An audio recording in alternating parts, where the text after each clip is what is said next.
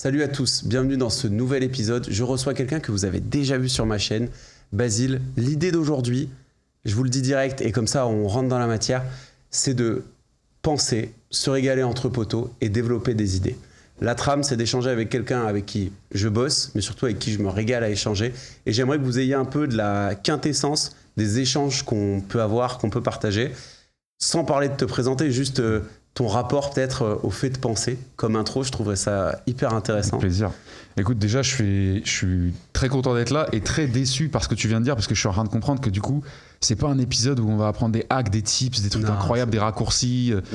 Non, oh là là, c'est dommage, des trucs actionnables. Fini ces trucs-là, les gars.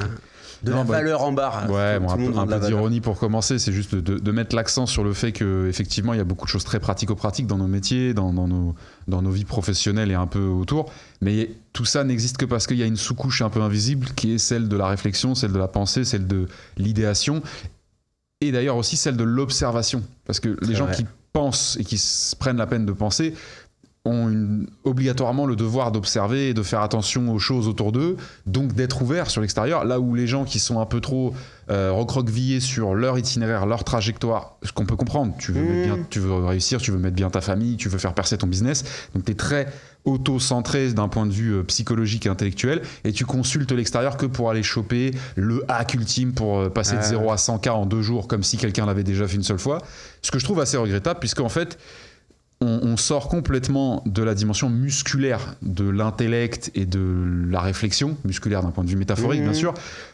L'esprit, c'est quelque chose que vous devez absolument faire, pas souffrir, mais exploiter un peu ardemment tous les jours, parce qu'il va se reconstruire comme un delto, comme un biceps, comme un dorsal. Il va se reconstruire un peu plus solide, un peu plus gros, un peu plus confiant.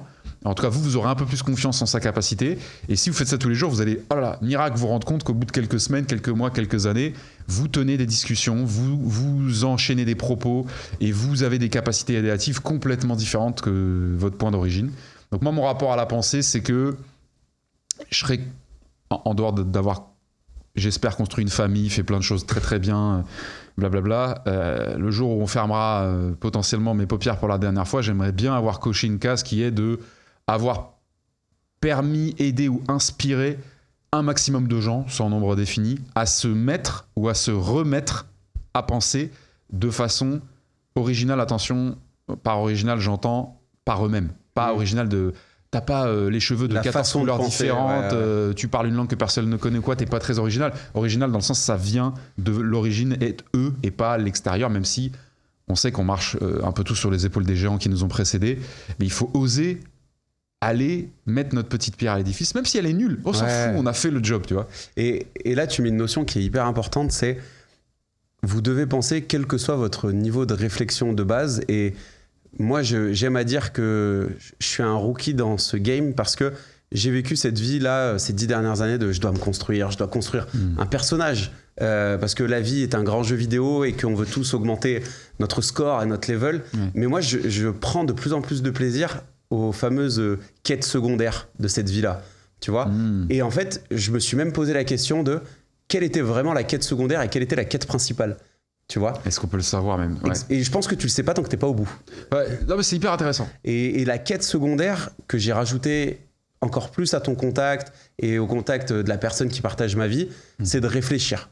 Et c'est de se poser des questions sur pourquoi on fait les choses, comment, avec qui, pourquoi... Enfin, juste de réfléchir. Et ce podcast-là, cet échange qu'on a, et j'espère qu'on en aura énormément d'autres, il n'a aucune, animosité envers ceux qui sont des parrains et des amoureux de la philosophie d'ailleurs ou quoi que ce soit. C'est simplement, et on n'a aucune prétention, enfin moi je suis pas philosophe, bien sûr, non. Et je pense que tout le monde est penseur. Et tout le monde a son niveau philosophe. Et c'est, même pour terminer l'intro, c'est hyper important de le dire, on est juste deux potes qui avons envie de penser ensemble, de le partager parce qu'on aime ça. Et si ça peut vous inspirer des déclics, comme moi, chaque discussion avec Basile où je termine, je fais « Ah là là, il m'a dit ça ». Et je vais même vous le dire, je dis « Ah le bâtard ». Il m'a dit ça et je fais « Ah là là, ça m'a déclenché un truc ». Ouais. Et en fait, c'est juste ce qu'on veut partager. Donc, il n'y a aucune, velléité à se prendre pour des philosophes ou autre chose. On est même dans l'humilité la plus pure en faisant ça et on veut rendre hommage à un truc.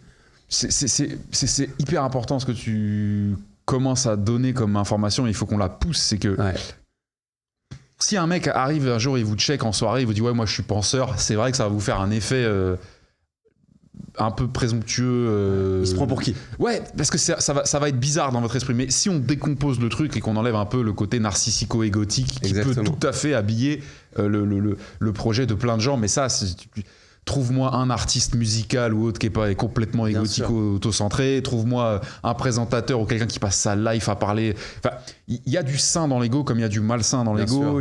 Je sais pas s'il y a des choses saines dans le narcissisme, mais de toute façon, ça m'intéresse pas comme sujet.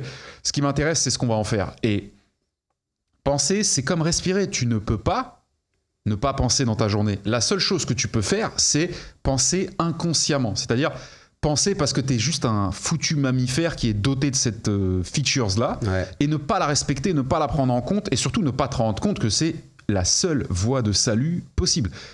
Là, je dis un truc qu'on va peut-être développer plus tard, mais tu vas pas devenir plus que ce que tu n'es déjà parce que tu as les ongles qui poussent, parce que tu respires, parce que tu marches comme tous les humains, parce que tu sais t'exprimer, parce que tu te reproduis ou parce que tu as un pouvoir d'achat.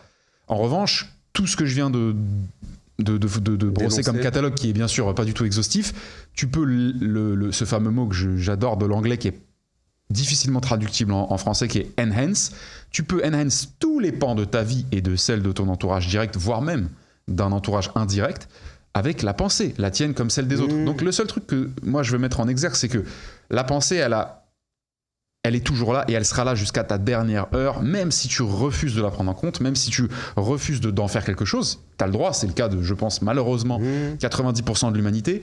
Faut quand même pas blâmer les X% de l'humanité qui ont juste pas le temps de penser et pas le luxe de penser. Hein. Exactement. Quand tu dois surveiller où est-ce que la prochaine bombe va t'arriver sur la gueule, c'est un peu compliqué de t'asseoir avec des potes, allumer un truc et commencer à réfléchir à la vie.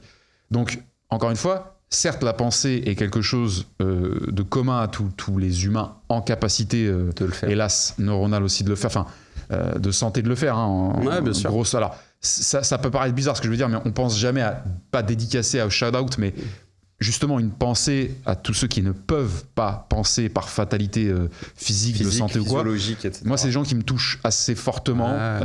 Je doute qu'ils ne pensent vraiment pas du tout. Je pense qu'ils pensent, mais d'une manière que nous, on est un peu incapable de capter, tu vois. Et puis l'expression de leur pensée est peut-être beaucoup plus complexe. Ouais, et je pense que ça serait fascinant de comprendre. Bon bref, on va pas s'enfoncer là-dedans, mais c'est non seulement quelque chose d'inévitable de penser, mais c'est en plus un luxe de pouvoir en faire quelque chose. Et la seule chose que moi, je voudrais encourager les gens à faire, c'est la pensée, ça doit être dynamique, ça doit être vivant.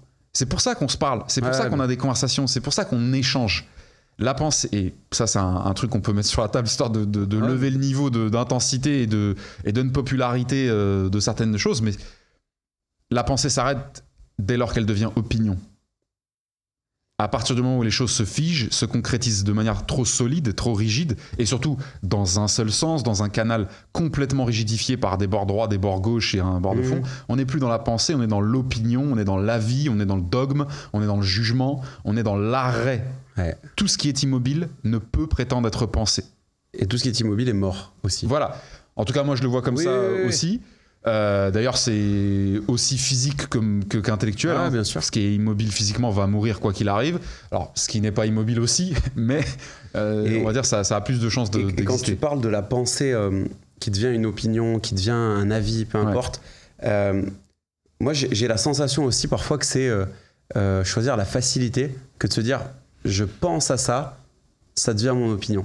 Et par rapport à votre contexte sociodémographique, votre éducation, tout ce qu'on vous a inculqué, parfois pousser et aller challenger, parce que c'est le mot un peu à la mode, mais toutes ces convictions du coup. Parce qu'en fait, ta pensée, ça devient opinion. Et est-ce que tu y crois? Est-ce que tu es convaincu du truc? Et donc, c'est ça. C'est intéressant le mot que tu utilises. Conviction. Exactement. Qui est très différent de opinion. Et 100%. Pourtant, quand tu parles aux gens, ils vont dire moi, quand j'exprime mes opinions, je parle de mes convictions. Non. C'est pas pareil. Moi, j'ai une théorie qui est la suivante. Nul ici n'a une opinion qui provient de lui-même. Ah bah ça. Une opinion, c'est du snack intellectuel. Alors attention. Mais c'est pas mauvais. Il y a des snacks énormes et très complexes. Ce que je veux dire, c'est que j'ai jamais entendu des gens. Il y a peut-être un fond de généralité dans ce que je vais dire, mais c'est la théorie qui m'intéresse derrière. J'ai jamais ou presque jamais entendu des gens exprimer une opinion ferme qui proviennent de leur pensée. En revanche, Je passe ma vie à esquiver les espèces de dictateurs intellectuels qui te flagellent la gueule avec leurs opinions toute la journée.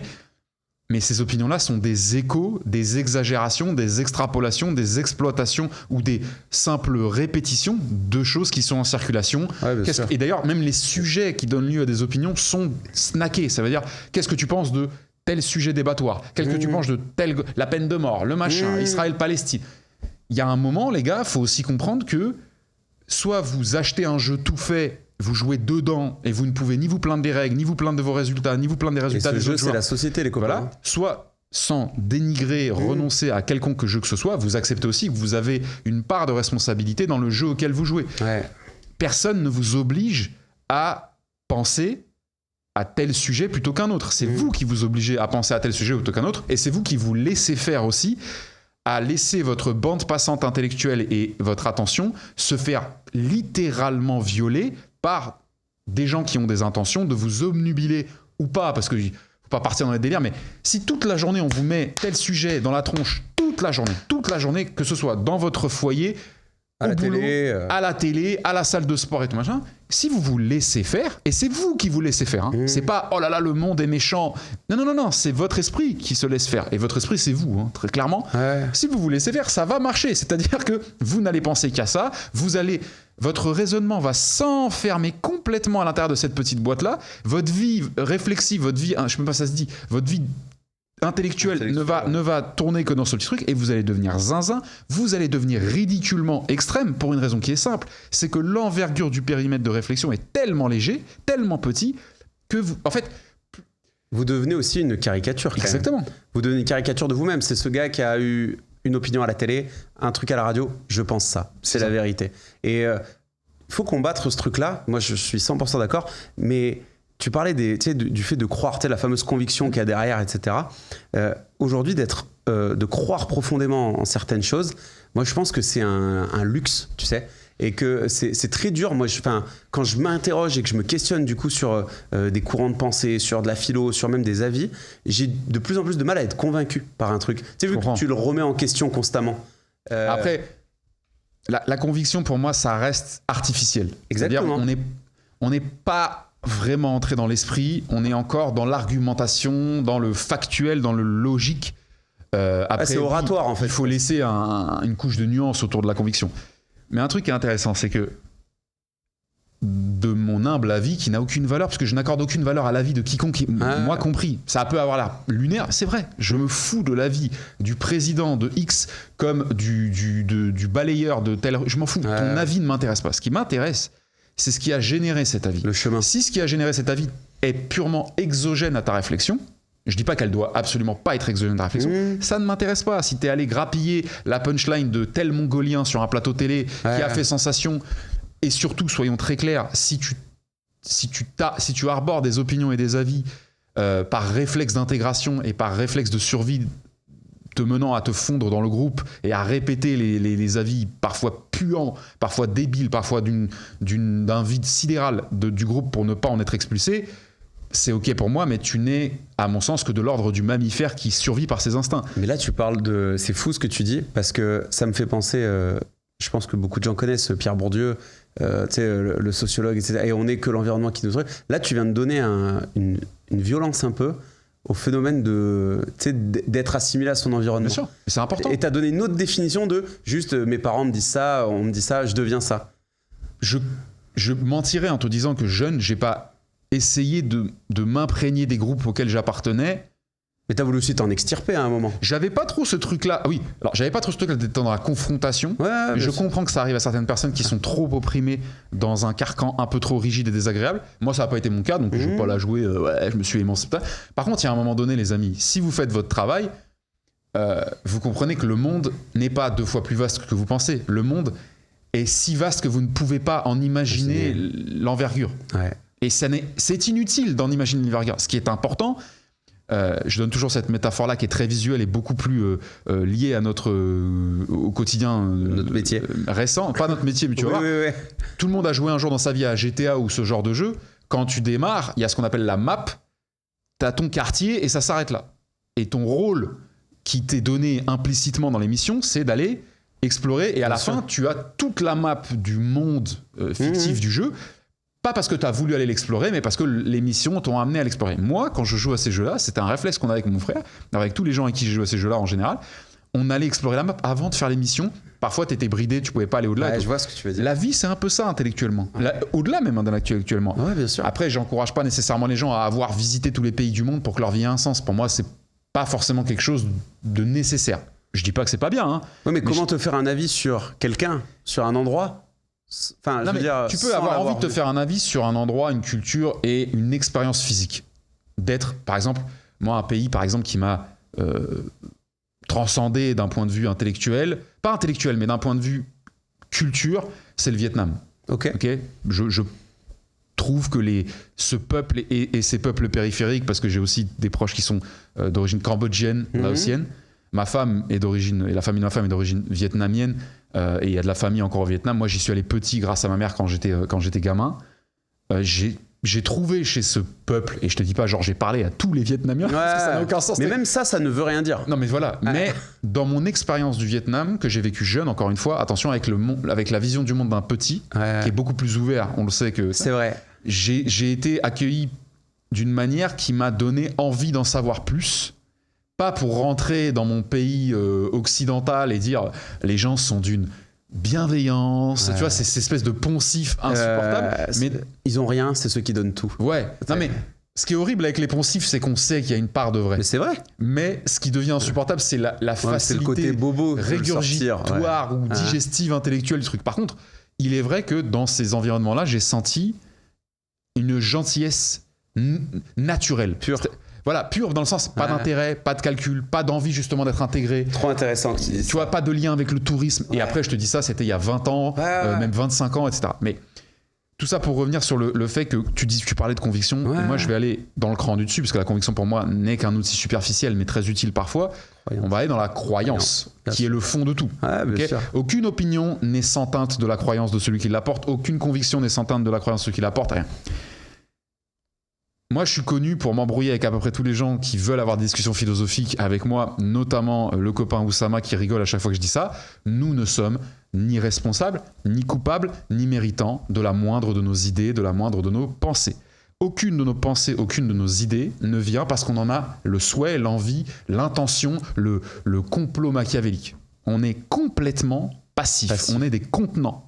Ça déplaît à tout le monde. Non, je suis pas d'accord. C'est moi l'esprit brillant qui... Non, t'es rien du tout, gros. T'es juste un assemblage de cellules qui fonctionnent extrêmement bien, un peu trop bien d'ailleurs, tellement c'est fascinant. Et il se trouve que dans ton esprit, je suis pas en train de te dire qu'il y a une espèce de mage invisible qui te lance des... mais tu le vois comme tu veux. Mais il y a la représentation qu'il y a derrière. Ramène-moi quelqu'un qui peut me prouver qu'il est responsable d'avoir eu une idée. Malheureusement, ça n'arrivera pas. Par contre, tout le monde est persuadé. C'est mon idée. Mais non, mec, t'as pas compris. C'est une idée que t'as eue. Mais si tu dois schématiser tout ça d'ailleurs, parce que tu sais, les gens aiment mettre des représentations derrière tout ça. Et là, ce que t'as décrit, moi, je vois tout de suite, c'est le tableau du monde où en fait, les idées, elles se baladent et elles viennent te toucher, ou tu sais, les opinions. Ouais. Est-ce que tu as un récepteur, un émetteur? Sans rentrer dans des considérations spirituelles, parce que déjà, c'est vrai qu'il y a de la spiritualité derrière. Mais c'est très bien que ce soit un peu gris, que ce soit à la fois spirituel, à la fois philosophique. Mais moi, je cherche pas la justesse, je cherche pas la vérité. Tu vois, je cherche à, si possible, avant de quitter ce monde, avoir vibré intellectuellement à la fréquence la plus élevée que je peux atteindre. Ça s'arrête là. Je pense que si tout le monde, tous ceux qui ont le luxe de le faire, encore une fois, pensons bien à ceux qui n'ont pas le luxe de le faire, si tous les gens qui ont le luxe de le faire ici-bas le font, je suis certain qu'il n'y a que du positif qui en sort. Et au-delà du positif, parce que je ne viens pas pour te vendre ma soupe, je suis certain qu'on décuple notre potentiel d'évolution. Okay, moi, le schéma que je donne, alors c'est comme ça que je l'ai expliqué, parce que je l'ai expliqué une seule fois à quelqu'un de très jeune, chose que j'invite beaucoup de gens à faire, peu importe votre secteur, dans votre exercice pédagogique, c'est le meilleur. Si vous êtes fiscaliste, c'est peut-être pas mais s'il y a un truc un peu intéressant à donner à des très jeunes, surtout ne partez jamais du principe qu'ils sont trop jeunes pour comprendre quoi que ce soit. Non. C'est vous qui êtes trop peu expérimentés pour ramener dans leur univers des termes compréhensibles, si tant est qu'ils existent.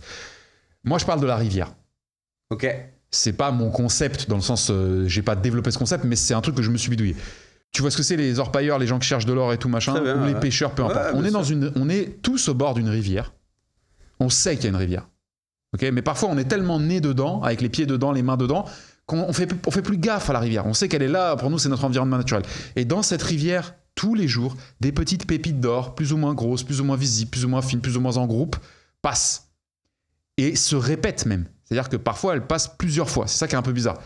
Il y a des gens qui choisissent de les prendre, de s'en saisir, et puis de les remettre. Il y a des gens qui choisissent de les prendre, de les sortir pour essayer d'en faire quelque chose de valorisable à l'extérieur de la rivière pour eux-mêmes. Génial. Il y a des gens qui choisissent de les laisser dans la rivière, et il y a des gens qui regardent la rivière comme ça et qui comprennent pas que tout se passe dans la rivière en fait. Et qui regardent que l'extérieur de la rivière. Alors là, on part un peu dans le délire spirituel, mais je vois la chose comme ça. Et là, c'est la définition d'être passif dans sa vie ou pas un peu, tu sais. Mais en fait, on nous encourage tellement à être actifs dans notre vie qu'on entend l'action que par le pratique, que par le physique, que par le matériel. Ce qui n'est pas déconnant. Mais à quelle heure? Est-ce qu'il voudrait dire que dans ta rivière, il y a autre chose? Je vais te poser une question qui mindfuck un peu les gens. Ouais. Explique-moi ce qui n'est pas physique dans une pensée. Ce qui n'est pas physique, rien. Pourquoi est-ce qu'on assimile le mental, la psychologie, l'intellect, la réflexion et l'intelligence à quelque chose de non physique? Mais parce que c'est l'aspect un peu, j'allais dire, et je défends pas cette idée-là, mais c'est l'aspect non scientifique de la chose. Là où les gens vont se dire, la pensée, ça m'échappe, c'est plus fort que moi, etc. C'est l'aspect échappant à la science pour l'instant. Oui. Mais est-ce que ça veut dire que c'est non scientifique? Non. Est-ce que dans 100 ans, on n'aura pas compris? Et c'est ce que je dis, c'est que c'est tu sais, le fameux message électronique que ton cerveau il reçoit. C'est des neurones, et en fait, mec, tout est. Moi, j'aime bien dire tout est schématisable un petit peu. Mais quand tu parles de la rivière, si on pousse un peu juste la métaphore, ça veut dire que. Bien sûr, il y a les lingots d'or, tu vois, dans la rivière. Et donc là, tu es un peu dans de la pensée ou des pépites, même. Parce que la pépite, c'est presque encore plus, tu vois. Ça veut dire que la société, elle nous donne, tu sais, cette fameuse action et tout, mais qui donne d'autres choses dans la rivière. Qu'est-ce qui fait, d'après toi, qu'une personne, elle va prendre, et tu as dit un truc, c'est le remettre.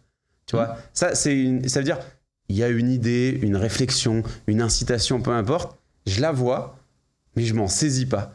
Tu vois ce que je veux dire? Ça, par exemple, pour moi, c'est un truc de fou, c'est le fameux potentiel. Tu vois, j'ai eu un potentiel dans la main et je l'ai pas saisi. Et du coup, je dis pas que tu as la réponse à ça, mais comment t'expliques ça? Et surtout, il y a des gens qui voient pas la rivière. Et eux, moi, je leur en veux presque pas. Tu vois? Non, mais il n'y a pas d'intention, il n'y a pas de jugement. Mais bien sûr. Mais tu vois, le gars qui l'a pris et qui, il s'est dit, j'y vais pas. Tu vois, comment t'expliques ça? Parce que celui qui l'apprend et qui en fait peut-être un truc mauvais, shout out, bravo gars, t'as essayé, t'as fait ce que t'as pu et ça donne ce que ça donne. Mais le gars qui se dit, je sais qu'il y a une idée, mais j'y vais pas. Tu vois, je pourrais réfléchir à ça dans ma vie, mais non, j'y vais pas. Je sais pas comment répondre de manière un peu absolue à ta question. Ouais, mais c'est dur. Hein. Par contre, ça me fait venir un truc assez simple à comprendre. Il y a que, je pense, 3 types de personnes qui peuvent sortir une pépite de la rivière. Enfin, non, il n'y a que 3 manières de sortir une pépite de la rivière, on peut tous y avoir accès. Ouais, bien sûr. La première, elle est très simple, c'est sans faire exprès. Ah putain, j'ai fait tomber mon truc dans la rivière. Le non-intentionnel. Je ramasse mon iPod et en même temps, une pépite. Ou alors j'ai juste trempé mon yep pour me rincer le doigt de pied et en le remontant, il y a... Donc le hasard, la chance, l'imprévisible. Ah, bien sûr. Ok. Donc c'est-à-dire aucun pan actif de notre part. Cependant, ça n'empêche pas la personne de dire waouh, j'ai ça. Ouais, j'ai pris quelle chance, gigot. Ok. Gigot, j'y vais. Ok. Rien à voir avec l'agneau. Rien à voir avec l'agneau et la ficelle. Deuxième manière, celui qui il sait qu'il y a une rivière, il voit les gens qui l'admirent, ou pas, mais qui lui font envie, qui lui ont dit il y a une rivière, il faut faire attention, il y a des pépites. Quand je dis qu'il y a des pépites dans la rivière, c'est pas genre toute la journée, il y a 1 milliard de pépites qui tournent. Et juste t'as qu'à pencher la main et t'en as, parce que sinon ça serait trop simple. Il faut être très attentif. L'eau déforme la vision qu'on a de ce qui est dessous et en fonction des roches et des trucs, c'est très dur de selon déceler. le moment auquel tu le vois, à savoir le jour ou la nuit, donc les phases de ta vie, tu vois pas la même chose. Et est-ce qu'elle est au fond? Enfin, regardez des mecs qui font même de la pêche, qui cherchent de l'or. Voilà. La pêche, il y a la notion d'appât, etc. Mais la pépite d'or qui passe, regardez comment ils font. C'est très compliqué. Enfin, c'est pas compliqué, mais c'est très difficile. Donc la deuxième méthode, c'est de se faire mal à regarder la rivière et à jamais réussir à sortir quoi que ce soit jusqu'au jour où un petit truc passe dans notre champ de vision et celui-là on le rate pas, on le saisit. C'est le tryharder, ça. Et on se dit c'est notre chance, c'est maintenant, tu vois. En se disant pas forcément ce sera impossible d'en retrouver d'autres, mais celle-là je mise sur celle-là. Donc all-in sur celle-ci et c'est très bien. Bien sûr. Et la troisième manière qui je pense me concerne particulièrement, enfin il y en a plein de gens qui vont se reconnaître, il y a des gens qui sont nés pour voir les pépites. C'est clair. C'est-à-dire qu'ils se penchent au-dessus de n'importe quelle rivière, ils voient absolument, quasiment, toutes les pépites. Pas toutes, mais presque. C'est-à-dire qu'ils voient presque 100 000 fois plus de pépites que tout le monde. Et tu te dis, ah les bâtards, eux, ils sont bien. Et en réalité, non. Parce Pourquoi ? qu'il y a trop de choix. Parce que non seulement il y a trop de choix, mais surtout, quel intérêt de voir toutes les pépites si, dès lors que tu en saisis une, tu en fais ton chemin de vie. Et tu abandonnes le reste. Quel intérêt y avait-il à ce que tu sois doté de cette vision si c'était pour finalement n'en saisir qu'une et n'en développer qu'une ? Je sais que je vais prendre une levée de bouclier en disant on peut faire plusieurs trucs en même temps, on peut faire plusieurs trucs les uns à la suite des autres. Non. Je suis d'accord. Mais est-ce que vous voyez la valeur que peut avoir une paire d'yeux qui voit toutes les pépites au bord d'une rivière où tout le monde en cherche ? Merci, c'est là où j'allais t'emmener. Tu les sors, tu les mets au bord. Si tu vois que personne ne s'en saisit, tu les remets dedans. Tu les sors, tu les mets au bord. Ça implique une chose, qui est un travail que j'ai fait il y a 1 an et demi, qui est extrêmement chiant à faire et difficile quand on est un peu là-dedans. C'est de renoncer à soi en termes de porteur d'idées. Ouais. Le vrai penseur, pas le philosophe. Attention, penseur, ça veut pas dire philosophe. Penseur, c'est celui qui assume que penser est son activité, professionnelle ou pas, on s'en branle, mais que c'est ça son truc. Il y a des gens, ils font très bien les tartes au quetch. Bah, c'est des faiseurs de tartes au quetch. Et il y a des gens, ils pensent très bien. En fait, très bien, ça veut rien dire, c'est ils pensent tout court, efficacement. La plus grande malédiction de notre époque, j'ai dû démarrer 1000 phrases comme ça en donnant des malédictions différentes à chaque fois. Donc, l'une des plus grandes malédictions de notre époque, c'est cette espèce de volonté. C'est même pas toxique, c'est à vomir, qui s'est développée très récemment par l'apparition de l'iconisme, du fanatisme, de la personnalisation, du branding individuel, de l'individu avant le groupe, qui a toujours existé millénairement dans notre histoire, mais qui était beaucoup plus lié à des notions de pouvoir qu'à des notions d'existence. La notion de célébrité est incroyablement récente dans notre histoire et incroyablement ridicule. Que tu sois célèbre parce que tu as tenu tête à 3 dragons, c'est peut-être un peu normal. Que tu sois célèbre parce que tu as 15x millions de followers sur un réseau social qui a 3 jours et demi, je laisse à chacun se faire sa propre vision de ça. On pense que tout doit être apposé d'un nom. En réalité, ce qui a le plus de valeur au monde n'a pas de porteur, n'a pas d'auteur et ne doit pas en avoir. Et il y a la fameuse phrase qui dit si mes idées me dépassent, si mes écrits me dépassent, c'est que j'ai gagné. C'est même pas que tu as gagné, c'est que tu as bien fait le travail. Exactement. Puisque le but de tes idées, le but de tout ce que tu vas faire dans la vie, sauf pour ta famille et pour toi, c'est que ça te dépasse. Exactement. Si tu les fais pour que tu sois toujours Reward. la bonne tronche au-dessus de la porte, tu as un gros problème d'ego qui t'empêche d'être un individu de valeur pour ta société. Mais d'ailleurs, je pense que tu ne peux pas atteindre ce level de bénéfique pour ta société si tu n'arrives pas à te détacher. Et quand je dis pour ta société, c'est pas forcément demain vous avez une idée qui va impacter des millions de personnes. C'est demain à votre échelle. Moi je pense à les 10 personnes que je côtoie le plus souvent. Si une idée que j'ai et qui m'inspire tous les jours, je leur distille et en fait au bout d'un moment ça devient leur idée à leurs yeux. Tu vois ce que je veux dire? Et c'est tellement un truc qui les a marqués.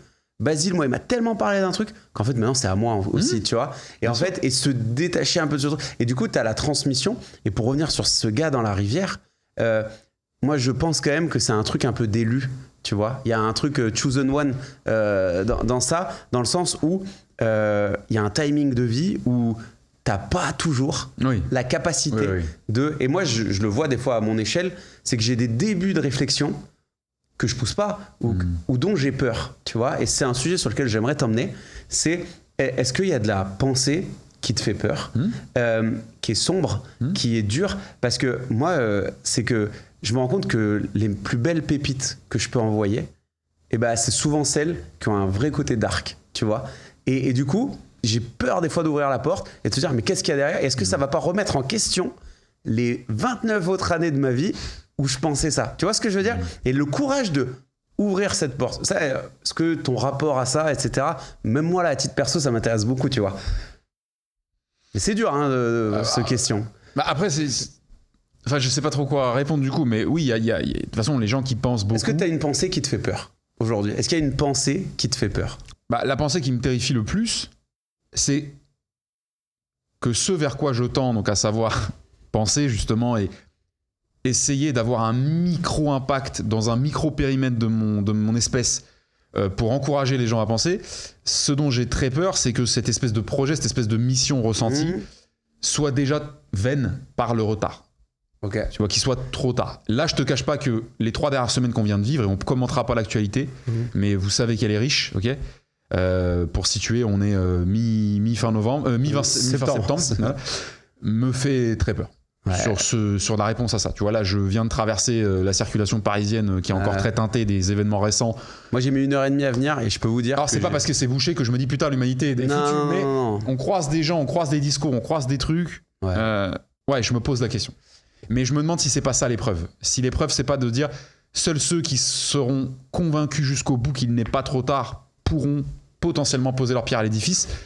Et tous ceux qui seront découragés par la hauteur de la montagne potentielle, ou en tout cas la nauséabondité, je sais pas si ça se dit, de l'idée ambiante. Okay. Ceux qui se font dissuader par ça, peut-être qu'ils sont pas faits pour aller se taper à ce niveau-là. Par contre, attention, on parle pas de politique, on parle pas de ça, on parle de pensée. Pourquoi les gens aiment la bouffe de merde ? Parce que ça génère, alors on va pas rentrer dans le délire hormonal et tout, mais ça génère un bouquet de réactions internes et chimiques qui nous met bien, on est content, on est machin. Je pense qu'avoir des opinions, être tranché, régurgiter des idéologies plus débiles que fragiles, que anciennes ou que récentes, c'est comme bouffer un cheeseburger. Par contre, aller t'acheter tel ingrédient chez un producteur lointain qui te garantit une qualité extrême, qui t'oblige à te déplacer, à affiner, à cuisiner toi-même, bref, t'as compris, truc très chiant, c'est l'effort de penser par toi. Tu vois ce que je veux dire ? C'est vraiment un effort. Celui qui régurgite, celui qui répète, et là on désigne à peu près 100% de nos entourages, désolé, mais c'est vrai, c'est des gens qui se laissent faire. Mais tu vois, c'est des gens qui se laissent faire. Je vais aller te valider et je vais citer, et il en sera, j'espère, content et fier. Moi j'ai mon père avec qui j'ai des débats constants, mais depuis que j'ai l'âge de parler. Et en fait, je me suis rendu compte d'une chose, c'est qu'on était d'accord sur tout, parce qu'il m'a éduqué, qu'il m'a transmis un truc. Et donc, sur le fond, je suis d'accord avec tout. Et je mets toujours un point d'honneur à challenger mon père à aller plus loin. Tu sais, papa, non, ne pense pas comme ça. Vois ce qu'il y a derrière. Parce que moi, mon père, c'est déjà un miracle par rapport à son histoire, qu'il ait accès à BFM TV et savoir ce qui se passe en Ouzbékistan ou le truc. C'est déjà fou. Qu'il ait un avis sur qui est le président, je trouve ça dingue. Mais je l'ai toujours dit... Pourquoi tu te bloques ? Et tu parlais de nos entourages, et j'aime bien l'idée de me dire comment toi tu challenges ton entourage, enfin comment tu le fais si tu y arrives. Moi je challenge pas trop les gens parce que ça m'intéresse pas. Enfin, en fait tu le prends comme une mission en fait. Non mais en fait il y a un truc qui est important, c'est que il y a une distinction que j'arrive pas trop à faire intégrer aux gens dans ma manière de faire, qui intéresse peut-être très peu de gens et ça m'irait très bien. C'est que moi par exemple je débat pas. Pour moi le débat est presque un signe de faiblesse intellectuelle. Je te dis pas que les gens qui débattent sont tous faibles intellectuellement, c'est que les gens qui s'adonnent au débat, les gens qui s'identifient à l'art débattoire, qui n'est pas un art, qui est une fumisterie éternelle. C'est un concours d'éloquence. T'as déjà regardé un concours d'éloquence, t'as l'impression que ça amène quelque chose au monde. Mais d'ailleurs, personne ne répond à personne en concours d'éloquence. C'est chacun sort sa... Débattre, c'est chercher à avoir raison et surtout à faire tort aux yeux de l'audience à l'autre. Alors je comprends l'intérêt de l'exercice. Si tu me dis c'est un exercice Basile, comme on fait du curl biceps, comme on fait du cloche-pied, comme on fait de la réflexo, je sais plus quoi là pour les pilotes et tout. Ok, si c'est pour ça, il y a pas de problème. Mais ça veut dire que tout le monde est au courant que c'est ça. C'est-à-dire que les gens qui regardent, les gens qui organisent, les gens qui participent savent que ça n'est qu'un exercice. Si c'est ça et que ça vous fait kiffer, je suis même prêt à participer. Mais c'est jamais ça. Non, et d'ailleurs, les débats présidentiels, on se rend compte qu'ils ont une importance. Enfin, moi, ça m'attriste d'ailleurs, en vrai, au final. Mais ils ont une importance de malade. Tu sais, le fameux débat d'entre deux tours. Tu sais, quand il reste que deux candidats, et que tu vois qu'il y a des. Je pense à Ségolène Royal notamment, qui, tout le monde dit, perd son élection parce qu'elle se fait détruire au débat. Mais ce qui est grave, ce qui est gravissime, et c'est là où on. Parce que moi, ça m'intéresse pas. Si tu veux, c'est. Tu vois ce que c'est la K-pop ? Oui, bien sûr. Bon. La coréenne, Tu connais de nom. Ouais. Moi, ça ne m'intéresse pas. J'ai rien contre. Je suis ravi que ça ait une industrie qui puisse faire manger des millions de familles.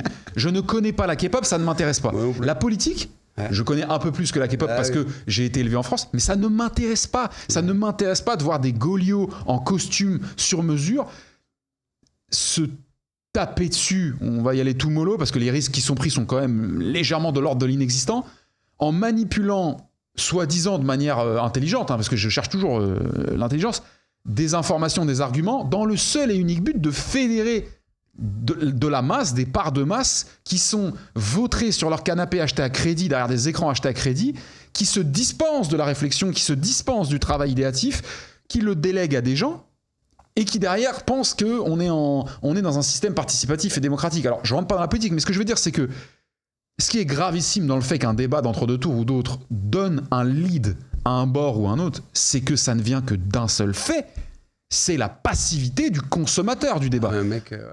Moi, tu peux me montrer un débat, ça n'aura aucun effet sur mon avis.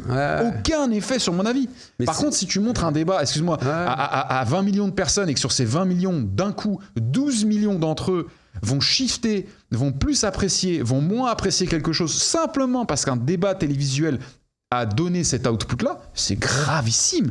C'est grave. Genre, ça veut dire que ça tient qu'à ça, gros. C'est ça le truc. Et du coup, quid du fameux... Parce que tu sais, on dit souvent, mais on rentre pas dans ces considérations politiques, mais tu sais, la fameuse promesse des politiques, mais les gens ne regardent même plus, tu sais, les programmes. Tu sais, moi, je me posais la question, tu sais, moi, quand j'étais petit, tu reçois un boîte aux lettres, je vais regarder, je vais checker, et je voyais, moi, les gens autour de moi, ils regardaient pas, tu sais. Non, mais c'est forcément extrêmement lié. Mais justement, tu vois, il y a un truc qui peut être intéressant à dire, c'est que pour ceux, parce qu'il y en a plein qui vont nous écouter, qui vont dire les deux teubés là, vas-y, moi je sais. À partir du moment déjà où tu te dis je sais, déjà ça sent le sapin, mais il y a aucun problème, vis une belle vie et dans le conifère, il y a voilà. Ceux qui sont un peu entre deux là, qui se sentent pas bien. Ceux qui sont déjà passés du côté je reprends un peu la souveraineté de mon esprit, ça veut absolument pas dire que vos idées vont changer, ça veut absolument pas dire que vous allez transformer la vie de quiconque ou la vôtre, ça veut absolument pas dire que vous allez perdre votre appartenance au groupe, ça veut dire à partir de maintenant, c'est moi qui gère. C'est un peu comme de l'entrepreneuriat intellectuel. 100%. Le mec qui veut se faire payer par un CDI confortable, il peut, et je ne blâme personne.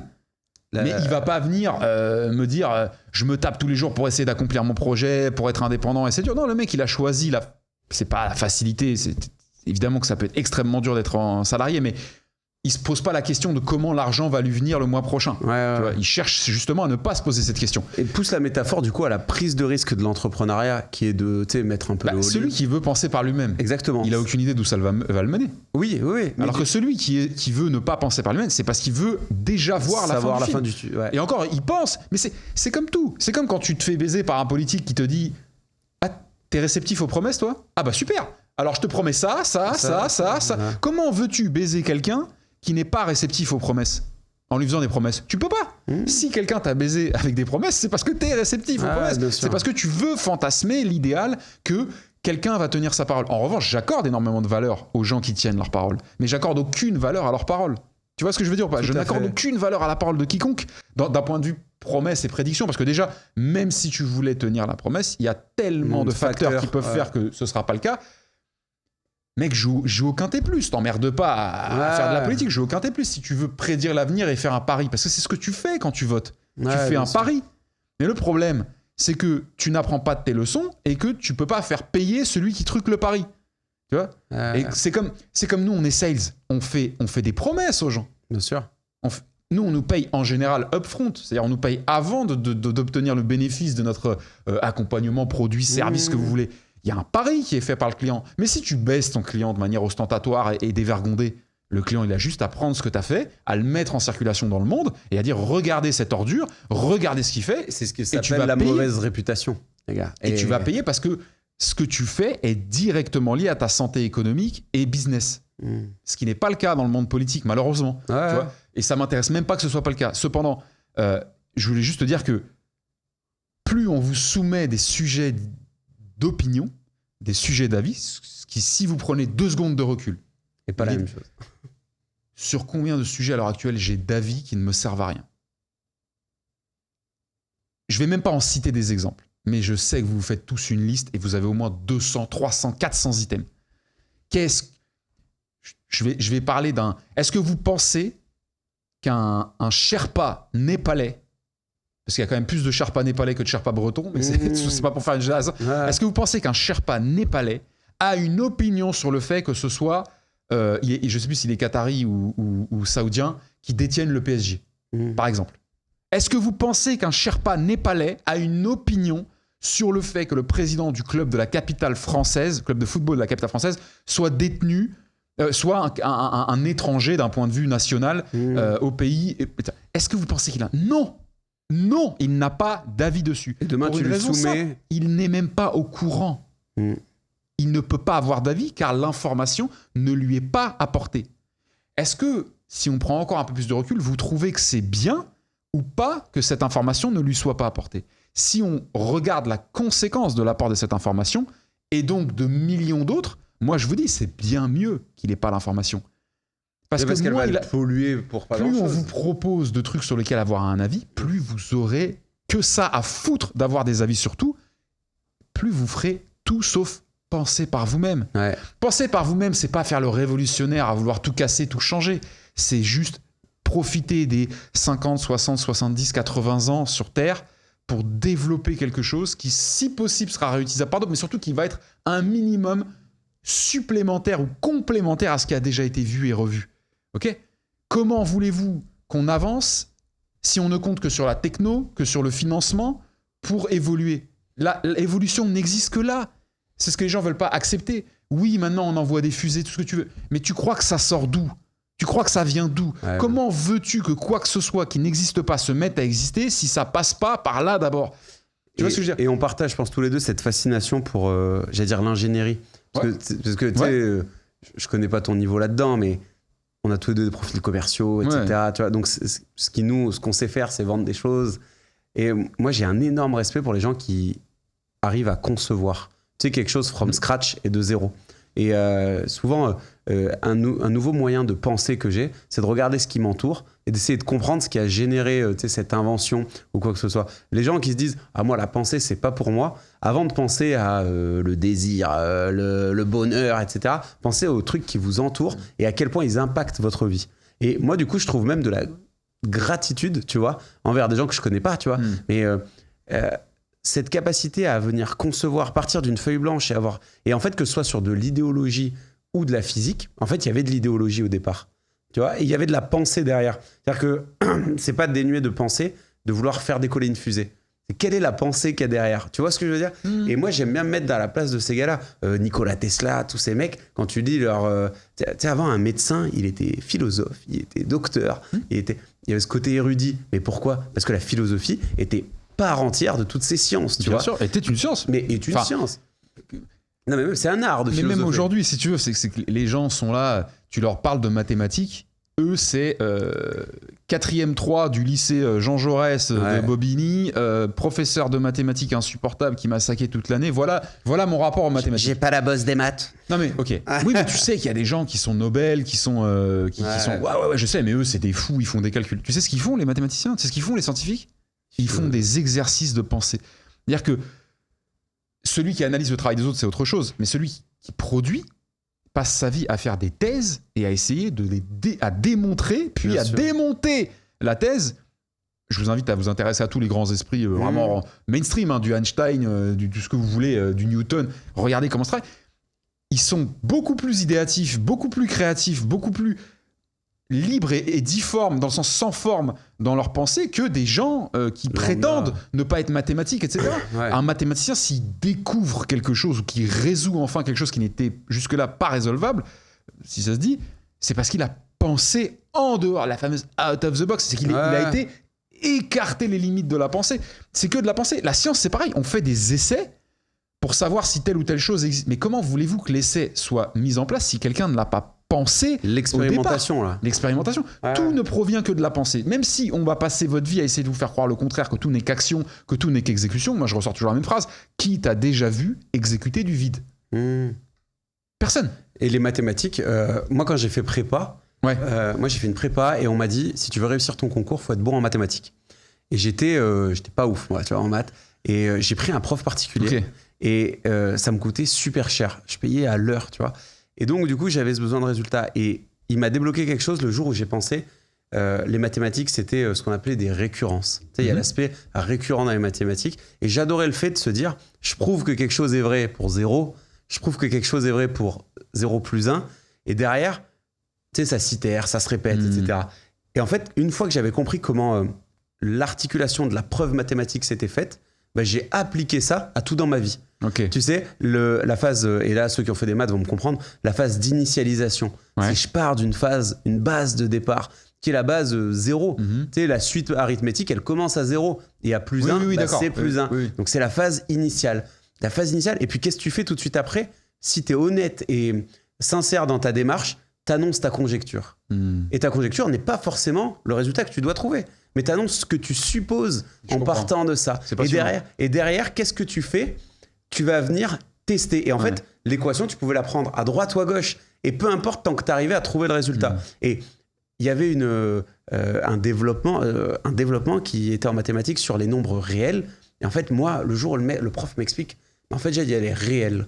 Je dis, attends, mais c'est quoi les réels? Il me dit, bah, c'est 1, 2, 3, 4, 5. Je dis, ok, mais il y a quoi qui n'est pas réel? Il me dit, bah, il y a tout un ensemble, tu vois. Et il me dit, et quand tu as tout cet ensemble-là qui n'est pas réel, bah, des solutions, tu peux les résoudre. Et arriver à la conjecture que tu avais de base. Donc, tu prends ce que tout le monde connaît. Et en fait, ça, et je l'exprime peut-être pas suffisamment clairement, ça doit vous aider dans votre réflexion au quotidien. Je pars d'une base de... La pensée, c'est, à mon sens, partir d'un élément de départ.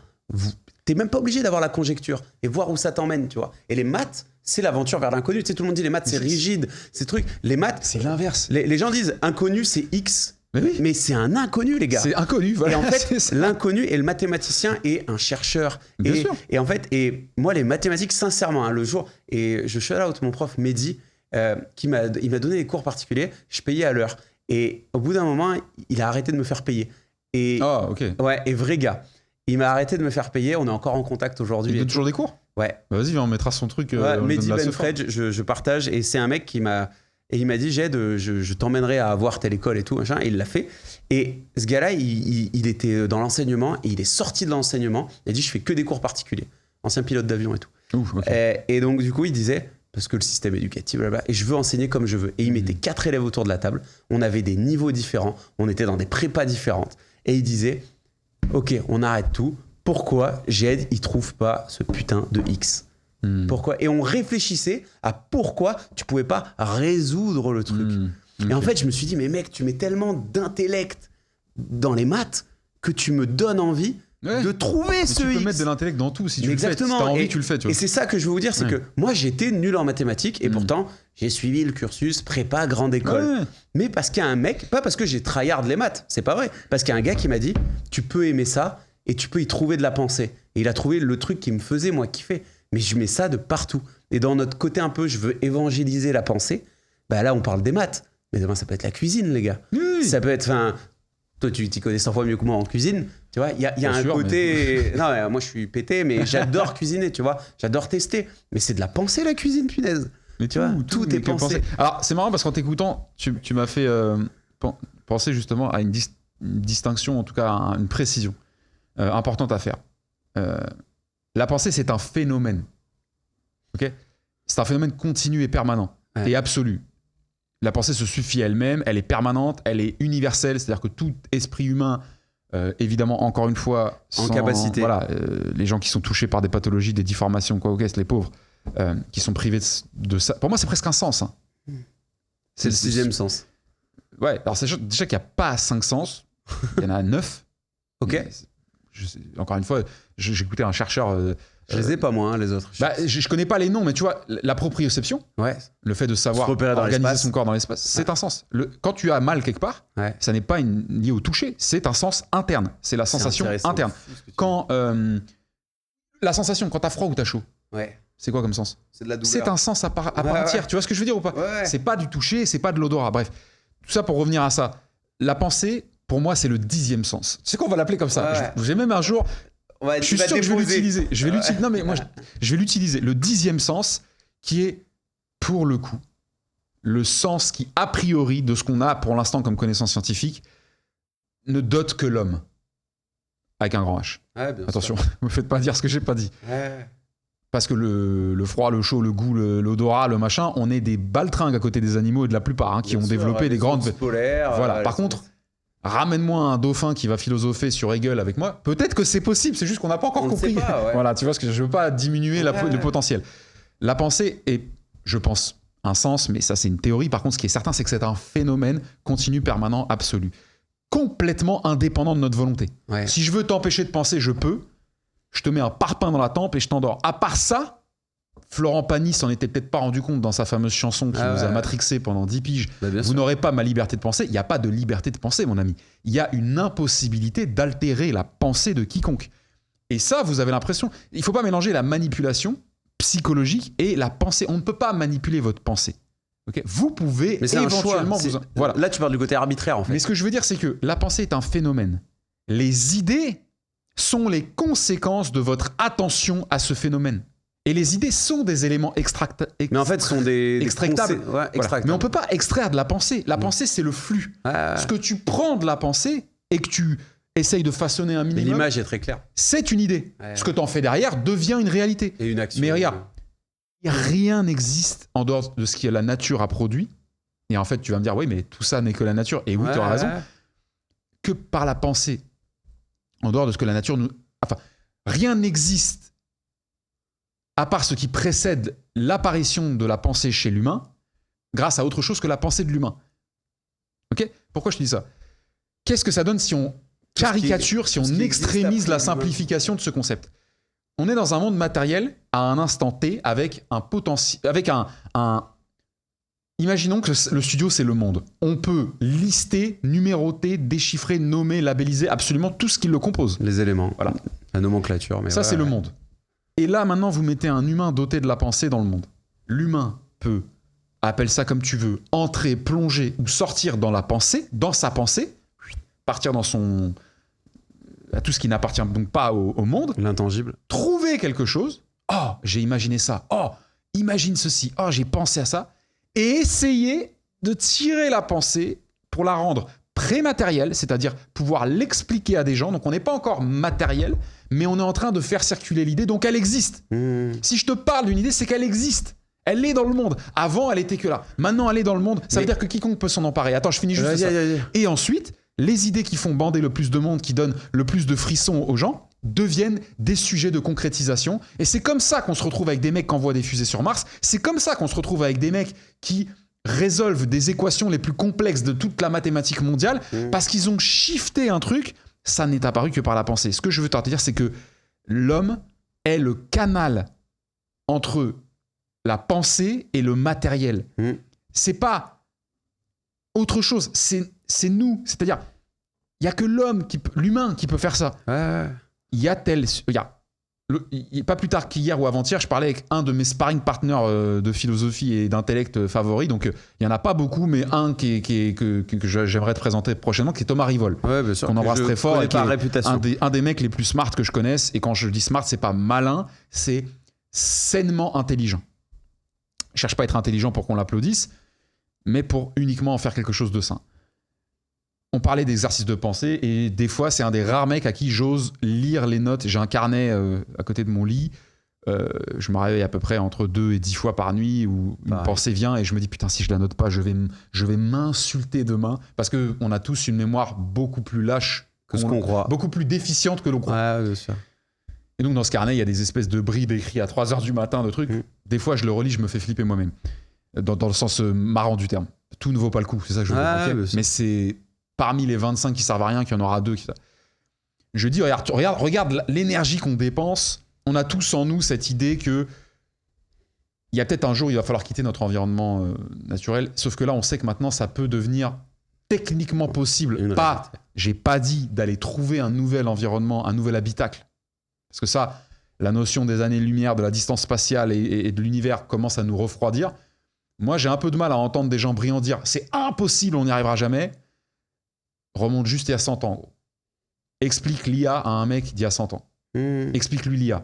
Bon, aujourd'hui, on a l'IA ou pas ? Oui. Donc, je suis un peu toujours déçu quand j'entends des beaux esprits rigidifier leurs pensées. Par contre, je leur demande pas d'aller dire « oh, mais tout sera possible ». Oui, je sais très bien. En même temps, on pensait que les voitures voleraient en 2020. Voilà. Oui, combien de fois on se trompe et combien de fois on n'avait pas pensé que ça. Mais il y a un truc qui est fascinant. Je disais à Thomas pour lui expliquer à quoi ça servirait l'exercice de pensée. Tout le monde se bute à vouloir quitter la Terre. Parce qu'on sait qu'elle est périssable, on sait que son système est périssable puisque l'étoile qui en est le centre est périssable. La Terre, c'est une phrase d'Étienne Klein, c'est une phrase de tous les grands scientifiques, c'est...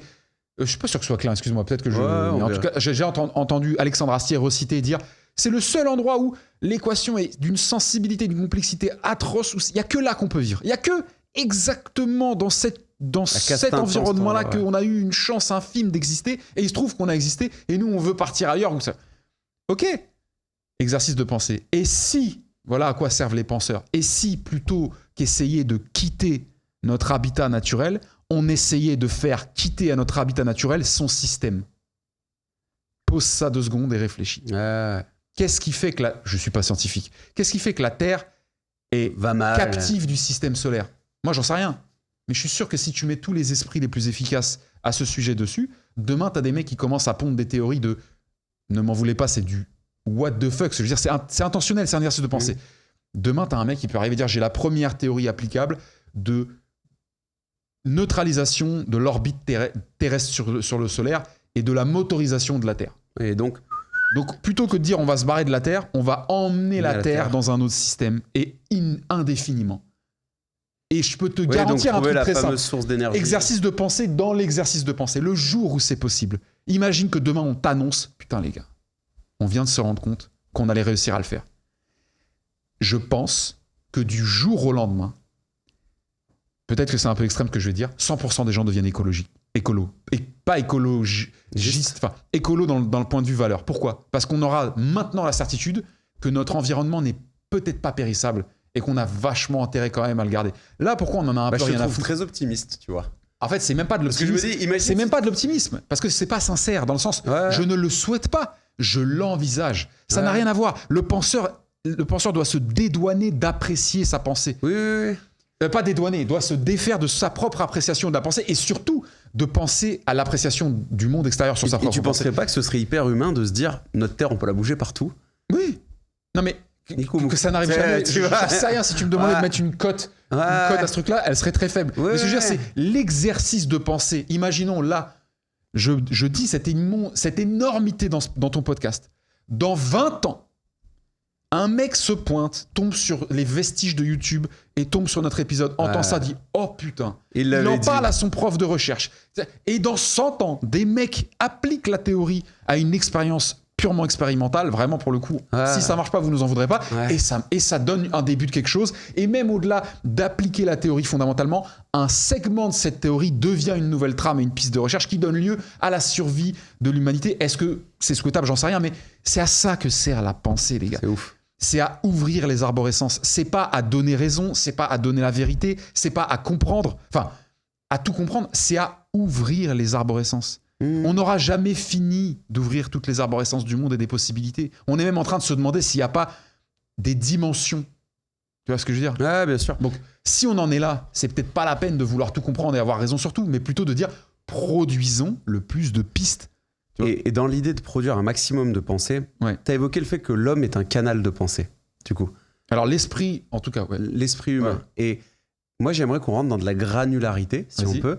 Et moi, j'aime beaucoup, et c'était un des thèmes de philo que j'avais quand je passais mon concours, donc que j'ai un peu poncé, qui est la parole. Tu vois, et la capacité à exprimer des idées, etc. Et donc, pour moi, quand tu as dit rien sur Terre ne précède ce qui a pu sortir de notre esprit, tu vois. Non. Rien de ce qui est après l'homme. Non, tout ce qui est nature est ce qui précède l'arrivée de la pensée de notre esprit. Attention, je dis pas rien n'existe en dehors de la pensée de l'homme. Non, mais je suis d'accord avec toi, mais c'est-à-dire qu'une fois que l'homme il est arrivé sur Terre, tout ce qui a été créé par la suite est issu de la pensée. Oui. Alors, qui n'est pas nature ? Tout ce qui a été altéré, pour pas dire créé par l'homme, en dehors de tout ce qui est matériel n'a été qu'altéré par l'homme. Tout ce qui n'est pas matériel a été créé par l'homme. Mais demain, même un fruit, un légume, tu vois, si tu pousses la chose, j'en sais rien moi, la variété de tomates XYZ, elle est née de la pensée de l'homme. Mais l'homme ne créera pas un fruit. C'est ça que je veux dire. Je suis d'accord. Par contre, il va créer les Pink Lady. Tu vois, qui existait rien du tout. Tout à fait. Il y a 2000 ans. Tu vois, par contre, ce qui n'est pas matériel, c'est la seule chose que l'homme peut créer. Oui. Voilà. Non, mais 100%. Et donc, la politique n'existe que parce que l'homme l'a imaginé. Mais toute idée n'existe que parce que l'homme l'a imaginé. Mais il y a des idées qui peuvent avoir un aspect très concret. Par exemple, le capitalisme, c'est quelque chose auquel on appartient. C'est quelque chose qui... L'argent n'existe que parce que l'homme l'a imaginé. L'argent, pas le métal. L'argent, le vecteur monétaire. Mais là, c'est génial ce que tu dis parce que j'étais fasciné par les sciences économiques et sociales plus jeune. Et j'arrive en cours de SES et monsieur Étienne me dit, que je dédicace de ouf, et qui me dit Jed, pourquoi ce billet-là, il vaut 20 €? Et je lui dis, parce qu'il vaut 20 €. J'avais pas à l'époque, tu vois, la notion et tout. Et il m'évoque, il me dit, tu sais ce que c'est, Fidus? Je lui dis, non. Il me dit, on dit que c'est la monnaie fiduciaire parce qu'on fait confiance. Et on est tous les deux d'accord pour dire que ça fait 20 €. Je dis, ok, d'accord. Je sors du cours, je réfléchis, je dis, mais t'imagines si moi, je pensais que c'était 50 balles? Enfin, tu sais, tu vois ce que je veux dire? Et en fait, oui, la pensée, oui, la parole, mais comment dire, le fait qu'on soit d'accord, tu sais, sur ces choses-là. C'est exactement ça. Et donc, le fait de s'accorder sur de la pensée, parce que c'est quand même ça au final, tu vois. Ce qui nous réunit, c'est ça. Et on existe aussi, tu parles d'exister une pensée, même nous, les êtres humains, je sais plus quel philosophe disait ça, je crois que c'est Sartre, on existe, tu sais, parce qu'on sent que quelqu'un nous touche. Tu sais, où on sent qu'on est en contact avec quelqu'un. Ouais. Et donc, en fait, la parole, et on existe parce qu'on parle à quelqu'un. Tu vois, le je pense, donc je suis là, cogito ergo sum. Si tu le pousses à fond et que tu le développes, c'était je pense parce que je parle. Je pense, tu vois ce que... Je crois pouvoir dire sans me tromper que le cogito est incomplet. Oui. Et que la première partie n'est pas, c'est je doute, donc je suis, exact.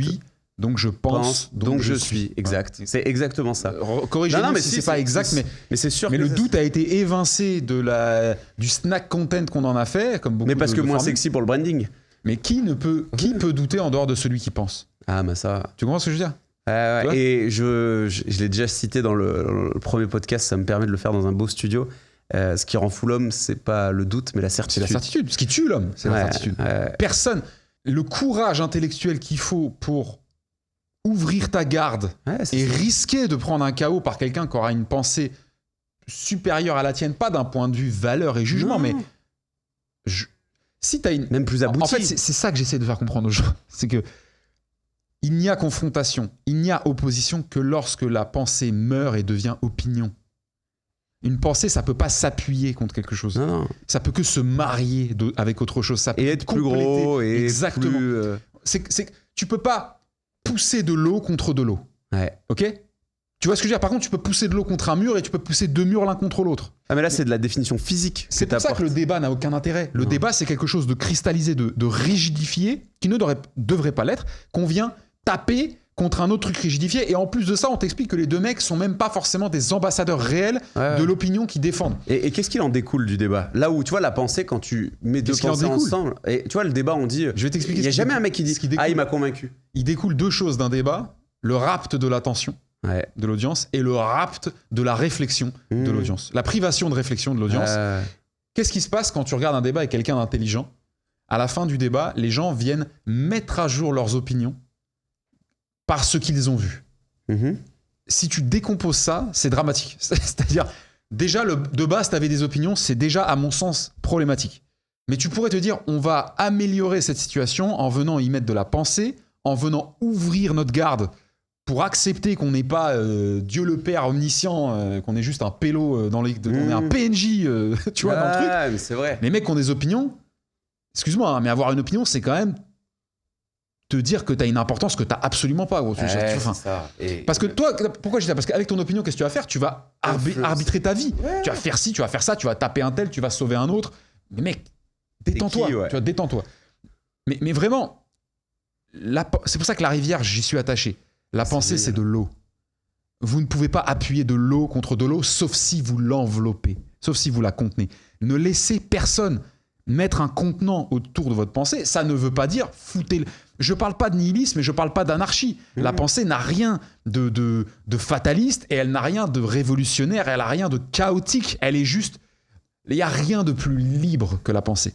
Rien n'est plus libre que la pensée. La seule chose qui est libre, d'ailleurs, c'est la pensée. Mais pas libre dans le sens à qui on accorde de la liberté. C'est que l'on ne peut contraindre. Vous ne pouvez pas contraindre, à part chimiquement et en coupant une tête, la pensée. Mais du coup, c'est pour ça que la pensée fait peur à beaucoup de personnes. Mais là, tu mets un volet important, c'est l'homme versus la pensée. Tu sais, il y a ce côté de... Tu sais, il y a plein de gens qui disent, personne dit ça, mais il y a cette idée de dire dompter la pensée, tu sais, et donc du coup de la réduire peut-être en opinion, en croyance, en truc. Est-ce que du coup, tu sais, d'accepter que la pensée, elle est autre chose, tu sais, plus grand que nous, plus fort que nous, c'est pas le meilleur moyen de rentrer en communion avec. Et surtout, à partir du moment où même tu penses un tout petit peu, qu'est-ce qui se passe sur toi-même? Enfin, tu vois, toi, tu nous parles tout à l'heure depuis tout à l'heure que t'aimes penser et t'aimes tout ça. Qu'est-ce que ça te crée? Qu'est-ce que ça te véhicule? Comment tu te sens quand tu penses? Est-ce que... Non, mais c'est hyper intéressant. C'est une très bonne question. Parce que tu vois, moi, des fois, quand je pense, et encore une fois, spoiler alerte, je suis pas tout le monde, mais tu vois, ça fait ressortir certains instincts, moi, je trouve, la pensée. Tu vois, on croit que c'est très intellectuel, la pensée, et ça l'est. Mais moi, ça me fait sortir des trucs très primaires. Tu sais, très animaux dans ta façon d'être. C'est normal. Tu sais, l'anxiété, la crispation. Exactement. Et donc, tu vois, j'aimerais, moi, démystifier ce truc-là. Et tu vois, moi, quand j'ai une pensée qui me fait mal, j'ai besoin d'extérioriser. Tu vois, et c'est très physique. Et je me demande comment d'autres gens, tu vois, comment la pensée t'impacte. Tu vois, si je dois le labelliser, c'est comment ta pensée, pour le coup, t'impacte. On prend le temps. Hein. Moi, j'ai un peu le sentiment que la pensée, pas ma pensée, la pensée, elle m'est supérieure. C'est-à-dire que... Ouais, mais parce que tu la respectes. Oui, mais je la respecte... pas parce que je me suis assis, que j'ai fait le pour, le contre, le machin, et que j'ai décidé de prendre ma carte. Non, je sais pas, c'est comme ça, tu vois, mais la pensée, elle m'impacte assez négativement dans la vie, puisqu'elle me prive de sommeil, elle me prive de certains conforts sociaux, et ça me pose pas plus de problème que ça. Hein. Des fois, parfois tu fais des choses, et t'as l'impression de savoir que c'est ça que tu devais faire. Je sais pas si tu... Mec, 100%. C'est pas mythique, là, c'est pas mystique ce que je raconte. Non, mais... Ok. Quand je pense, c'est 100% ça, tout le temps, à n'importe quelle heure du jour et de la nuit, à quelle que soit la qualité de ma session de pensée en cours, que ce soit une pensée qui était imprévue, pas prévue dans le sens... Là, tu vois, ce soir, je sais que je vais a priori passer un peu de temps avec Thomas, dont je te parlais tout à l'heure, parce qu'on va certainement aller voir un combat MMA à Paris, là. En dehors de ça, on va avoir du temps de trajet, de machin, où on va discuter. Je sais, parce qu'avec lui, c'est toujours comme ça, on va penser. Je sais qu'on va penser, donc... Peut-être que mon esprit se prépare déjà, tu vois. Mais il y a aussi le moment où l'autre fois, on s'est appelé, c'était pas prévu, on devait s'appeler pour un truc archi-technico-technique, et on a fini en philosophie pendant 1h40, etc. À chaque fois que je pense, je me sens plus complet, je me sens avoir fait ce qui était nécessaire, et surtout, je me sens comme un muscle qui a permis l'accomplissement de quelque chose qu'il était le seul à pouvoir permettre, tu vois. Quand tu échappes, quand tu te hisses hors d'un trou qui te promettait à un sort horrible, grâce à tes dorsaux et à ton grip, bah tu te dis putain, j'ai bien fait de... tu vois, bah, quand je pense, peu importe où va la pensée, je me dis là t'as fait ce qu'il fallait. Par contre derrière j'ai un coup de latte qui m'arrive dans la nuque qui est t'as juste oublié de l'enregistrer et d'en faire part au plus grand nombre. Au plus grand nombre, dans le sens où j'ai pas envie d'aller faire chier les gens avec ma pensée, mais en tout cas les gens qui ont l'oreille tendue, ça me déplaît pas de leur donner, et c'est d'ailleurs comme ça que tu fais passer ta pensée au step 2, c'est en la transformant en idée, en tout cas en faisant une idée qui va être qu'une synthétisation de ta pensée. C'est impossible de faire passer le niveau de complexité d'origine de ta pensée dans une idée, mais t'essayes d'en faire passer le plus possible. Je saurais pas dire, en fait la pensée, elle je sais pas si elle m'impacte, tout ce que je sais c'est que je me sens vivant quand je pense. Ouais, mais donc au même titre que quand tu et ça on le partage aussi, tu sais, quand tu finis ta séance de sport et que peu importe que tu sois venu chercher de la congestion, de la force, tu sais, t'as ce truc à la fin. Satisfaction, ouais, exactement. Et y a ça, tout ce qu'on dit là, en fait, ne vient qu'appuyer la théorie de départ que la pensée est physique. Bien sûr qu'elle est physique. Tu sais. Mais je suis épuisé, moi, quand je... Exactement. Et c'est ce que je voulais dire. Dans les métiers même qu'on fait, c'est des métiers qui sont intellectuels, entre guillemets, parce qu'on va pas à l'usine. Je dis pas qu'il y a une qualité intellectuelle dans ce qu'on fait, mais moi, quand je sors de session de travail ou d'autres, je suis lavé. Tu sais, nerveusement lavé. Et les gens vont peut-être dire que j'hallucine, mais je sens, tu sais, mon corps qui était crispé et qui se relâche. Et tu vois, la pensée fait tout ce truc-là et nous fait nous sentir bien. Et aussi, est-ce que tu as déjà l'impression, pas d'avoir mal pensé, mais parce que du coup, on donne beaucoup de vertu depuis tout à l'heure au fait de philosopher, au fait de réfléchir. Est-ce qu'il y a des fois où tu t'es dit, j'ai pris le mauvais chemin, ou alors tu te dis, c'est un process? Tu peux pas mal penser. Ok, intéressant. Tu peux pas. Parce que ça voudrait dire que tu es capable d'évaluer ta pensée. Mais ta pensée, c'est même pas qu'elle t'est supérieure, c'est que t'es un circuit imprimé, gros. Tu vois, ce que je veux dire, c'est que la pensée ne peut pas être mauvaise. L'idée ou les idées qui en découleraient peuvent non pas être mauvaises, mais peuvent être peut-être empreintes d'un risque ou d'une certaine toxicité potentielle en fonction de... C'est comme une balle, c'est comme une lame, tu vois. Une lame qui va permettre de couper la corde qui séquestre telle personne est vertueuse. Ouais, une lame qui va s'enfoncer dans la carotide d'un innocent ne l'est plus. Tu parles de l'utilisation. Mais du coup, la lame n'a pas à être jugée. Ce qui est à être jugé, c'est la main qui la tient. Ouais. La pensée, c'est pareil. C'est hyper intéressant. La pensée, c'est pareil. Et aujourd'hui, je peux pas entendre le discours Non, mais il faut faire gaffe à ce qu'on fait avec la pensée parce que regarde les dingueries que les gens font. Donc surtout, soyons prudents, ne pensons pas trop parce que c'est dangereux pour l'homme. Moi, je te dis, c'est l'inverse. On a tellement bridé la pensée qu'on est en train de faire... Les générations vivantes à l'heure actuelle sont tellement dans leurs opinions qu'elles sont... En fait, l'opinion, il faut vous comprendre, les gars, ça ne sert qu'à se battre. L'opinion n'a aucune autre fonction que de vous permettre de vous battre avec celui qui n'aura pas la même. Explique-moi, qu'est-ce que tu t'es payé avec ton opinion ? Qu'est-ce que tu as développé avec ton opinion ? Rien, tu as limité ton champ. Et vos opinions vous permettent faussement de vous rassembler. Parce que oui, vous allez vous rassembler avec d'autres gogoles qui ont la même opinion que vous. Sur un point. Et qui se rassurent avec le fait de dire « je partage ça avec lui ». Et d'ailleurs... Et qu'est-ce que ça fait ? So what ? Mais c'est pas le problème, c'est de dire en fait... Oui, vous allez être d'accord avec peut-être les 15 pèlerins qui, comme vous, aiment chasse, pêche et tradition, j'en sais rien. Mais regardez tous les gens avec lesquels vous vous mettez en opposition. Attention à ne pas confondre les goûts, les affinités, les intérêts avec les opinions. Ouais, tu as le droit d'aimer quelque chose, ça veut pas dire que tu as une opinion. Ouais, mais tu vois, j'ai fait exprès de dire chasse, pêche et trucs parce qu'ils en ont fait un parti politique. Ah oui. Tu sais, ouais. Et qu'en gros, c'est que, enfin, je prends une vanne de Malik Bentala qui avait dit, et je m'en excuse, il avait dit c'est des mecs qui ont pris des kiffs et qui ont fait un parti politique qui s'appelle chasse, pêche et tradition. Ouais. Et il a dit, c'est comme si moi j'avais fait un parti pute et crêpes au Nutella. Tu vois, oui. Et il avait dit, mais tu vois, l'idée qu'il y a derrière, c'est de dire quoi ? Dire, on se rassemble autour de valeurs, de goûts, tu vois, communs. Et en fait, mais ça te sert à quoi ? À part être en opposition avec le camp d'en face. Et en plus, là, c'est ça. Et notre ère, qui est quand même l'ère du réseau social, en fait, le like, on se rend pas compte. Parce que pensons au like, tu vois. Pensons au fait de liker. Mais en fait, tu likes ou tu dislikes. Tu sais, le fameux pouce bleu, pouce rouge. Mais t'imagines la violence du pouce bleu ou la violence du pouce rouge dans ce que ça veut dire. Les applis de rencontre, moi je parlais avec des potes qui sont célibataires, mais le fait de swiper là, d'un côté ou de l'autre pour une application, mais t'imagines la violence vis-à-vis de quelqu'un, ce que ça représente. Et en fait, aujourd'hui, on nous demande d'aimer, de pas aimer. T'sais ? Et donc, on nous demande d'avoir une opinion et de choisir. Notre société n'est faite que de ça. Et aujourd'hui, ne pas se positionner... Moi, je trouve, c'est une forme de courage. Et juste, comment toi, au quotidien, tu subis, tu sais, les... Tu sais ce que tu viens de dire, je suis pas sûr que ça va aller, la réponse que ce que je veux dire. C'est pas grave. Le fait de choisir un côté vous garantit presque de vous situer de toute façon dans le camp de ceux qui ne cherchent pas à comprendre ce sur quoi ils appliquent un choix, mais de simplement amplifier un pan ou une face ou son revers. Okay ? Si tu veux comprendre quelque chose, comprendre un conflit, comprendre une dissociation, tu ne peux pas être dans un camp ou l'autre. Ouais. Tu ne peux pas. Ouais. Non pas parce que c'est interdit, c'est parce que tu vas être privé de tout ce qui te permettrait de comprendre. Le détachement affectif, émotionnel, politique, presque rationnel même, et intellectuello mes couilles là-dessus est nécessaire à l'analyse. Tu peux pas être, comme on dit, jugé parti, mais c'est pas juge, t'es pas juge, c'est compreneur. C'est pour ça que je comprends pas pourquoi les gens du camp des... alors on va surtout pas faire le camp du sucre et le camp du sel. Au moins ça n'existe pas. Au moins ça tape pas sur la gueule. Qu'est-ce que t'en as à foutre d'entendre un mec du camp du sucre parler avec un mec du camp du sel, à part le spectacle, l'immonde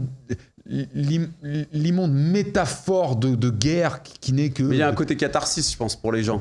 Il y a un côté fuyons la responsabilité qu'on a d'exister ici en nous divertissant le plus possible avec des trucs inutiles. Ouais. Alors que si t'as vraiment envie que la chose avance, tu te mets au milieu, gros. Tu te mets pas au milieu pour séparer. Tu te mets au milieu pour comprendre. Tu ne peux comprendre qu'au milieu. Fin. Ouais. Si tu n'es pas au milieu, tu ne peux pas comprendre.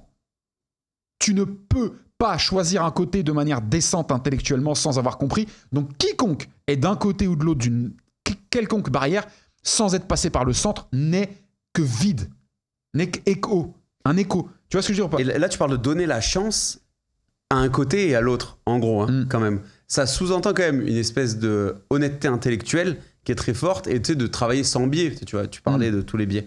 Ça, aujourd'hui, moi, je pense, je dis pas que c'est impossible, mais je dis que c'est très, très dur, tu vois, d'arriver sur un sujet. Ça sous-entendrait, tu vois, dans ma métaphore mathématique, de presque pas avoir de conjecture au démarrage. Je sais pas si tu vois ce que je veux dire. Oui, bien sûr. Et donc, mais tu sais, ce côté candide, d'arriver et de dire, j'ai pas d'avis et truc, je sais pas si c'est vraiment possible. Mais on s'en fout d'avoir un avis, en fait. Il n'y a pas de valeur dans un avis. D'accord. Il y a une valeur dans la compréhension. Ouais, mais tu l'as. Parce que c'est intrinsèque. L'avis t'empêche le mouvement sain. Ouais. Dans le sens, avoir un avis, c'est renoncer à une partie de l'équation. Chercher à comprendre, c'est essayer d'avoir sans peut-être en avoir la totalité, c'est d'avoir une vision la plus fidèle et totale de l'équation intégrale et pas uniquement d'un camp. Il n'y a qu'en ayant cette position un peu intégrale que tu peux prendre une décision d'action qui peut être saine. Et quand vas-y, je vais pousser exprès parce que là, je dis pas que je suis pas d'accord, mais ça me shift un peu. Tu pousses le fait de choisir, tu vois, t'es le plus sain possible. Mais si tu choisis, c'est que t'es faible. Exactement. Mais du coup, la finalité de se mettre dans cette position la plus générale et possible, après, tu fais quoi? Tu vois ce que je veux dire? Une fois que tu as analysé et que tu as fait... Il n'y a rien à faire. Déjà, qu'est-ce que tu fous devant ce choix-là? Ok. Pose-toi la question, qui t'a mis devant ce choix-là? Est-ce que tu t'es mis devant ce choix-là?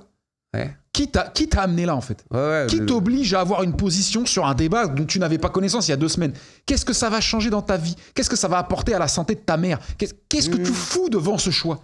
Pourquoi tu te mets dans cette situation? C'est pas pourquoi tu te mets, c'est pourquoi tu te laisses mettre dans cette situation. Je te dis pas de fuir cette situation pour ne pas avoir à t'expliquer. Ouais.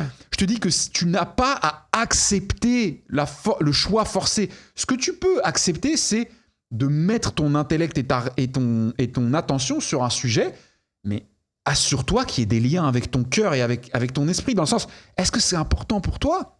Est-ce que ça touche? Est-ce que ça touche les tiens? Est-ce que tu penses qu'après avoir compris, tu vas apporter quelque chose? Quand tu dis tu vas apporter quelque chose, parce que tu vois, selon la portée de chacun, qu'est-ce que tu vas apporter à ce débat-là? Justement, si tu sais que tu vas rien apporter, mais qu'est-ce que tu m'emmerdes? Et donc, si t'es israélien ou palestinien ou sel ou sucre, peu importe, si t'es le sel ou le sucre, dans quelle mesure, quand t'es sel, tu peux aller te dire, je vais me mettre au milieu? Tu dois sortir. C'est pour ça que c'est pour ça que les gens qui sont dans les camps par fatalité, voilà, exactement, donc pas par choix, bien sûr, sont maudits, puisque on est là. A priori, s'ils sont sains, attention, hein, les sentiments de haine, de vengeance. Je n'ai pas la légitimité, mais surtout, je n'arrive pas à les condamner. Quand ils viennent de vécu, je n'arriverai jamais à condamner pour le faire de manière très caricaturale. Je sais pas ce que c'est, mais c'est assez universel. C'est assez universel. Que, pour faire un truc très caricatural, qu'un enfant qui est né dans la guerre, qui est né en voyant des gens maltraités, malmenés, éradiqués, tués, torturés, manipulés, tu mets le mot que tu veux, les siens, ceux à qui lui a donné son affection, qui peuvent être de sang ou pas, je ne peux condamner la haine en lui.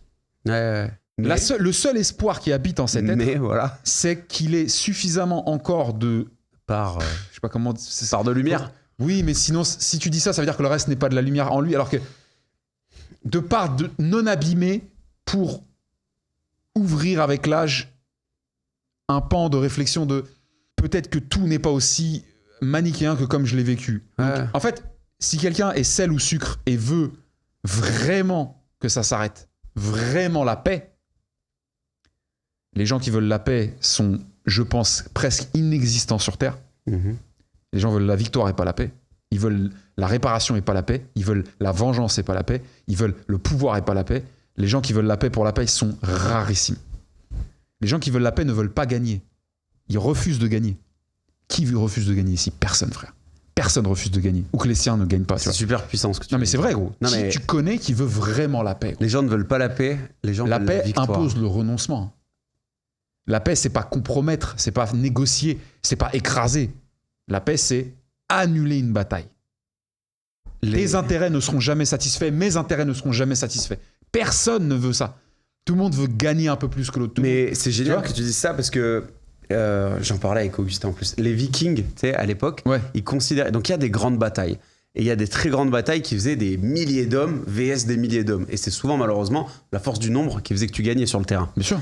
Et jusqu'à aujourd'hui, ça reste quand même une variable hyper importante. Oui, légèrement. Non, mais je veux dire, Léonidas au top, mais après, il y a la réalité. Il y a la tactique, mais il y a aussi le volume. Non, mais c'est vrai.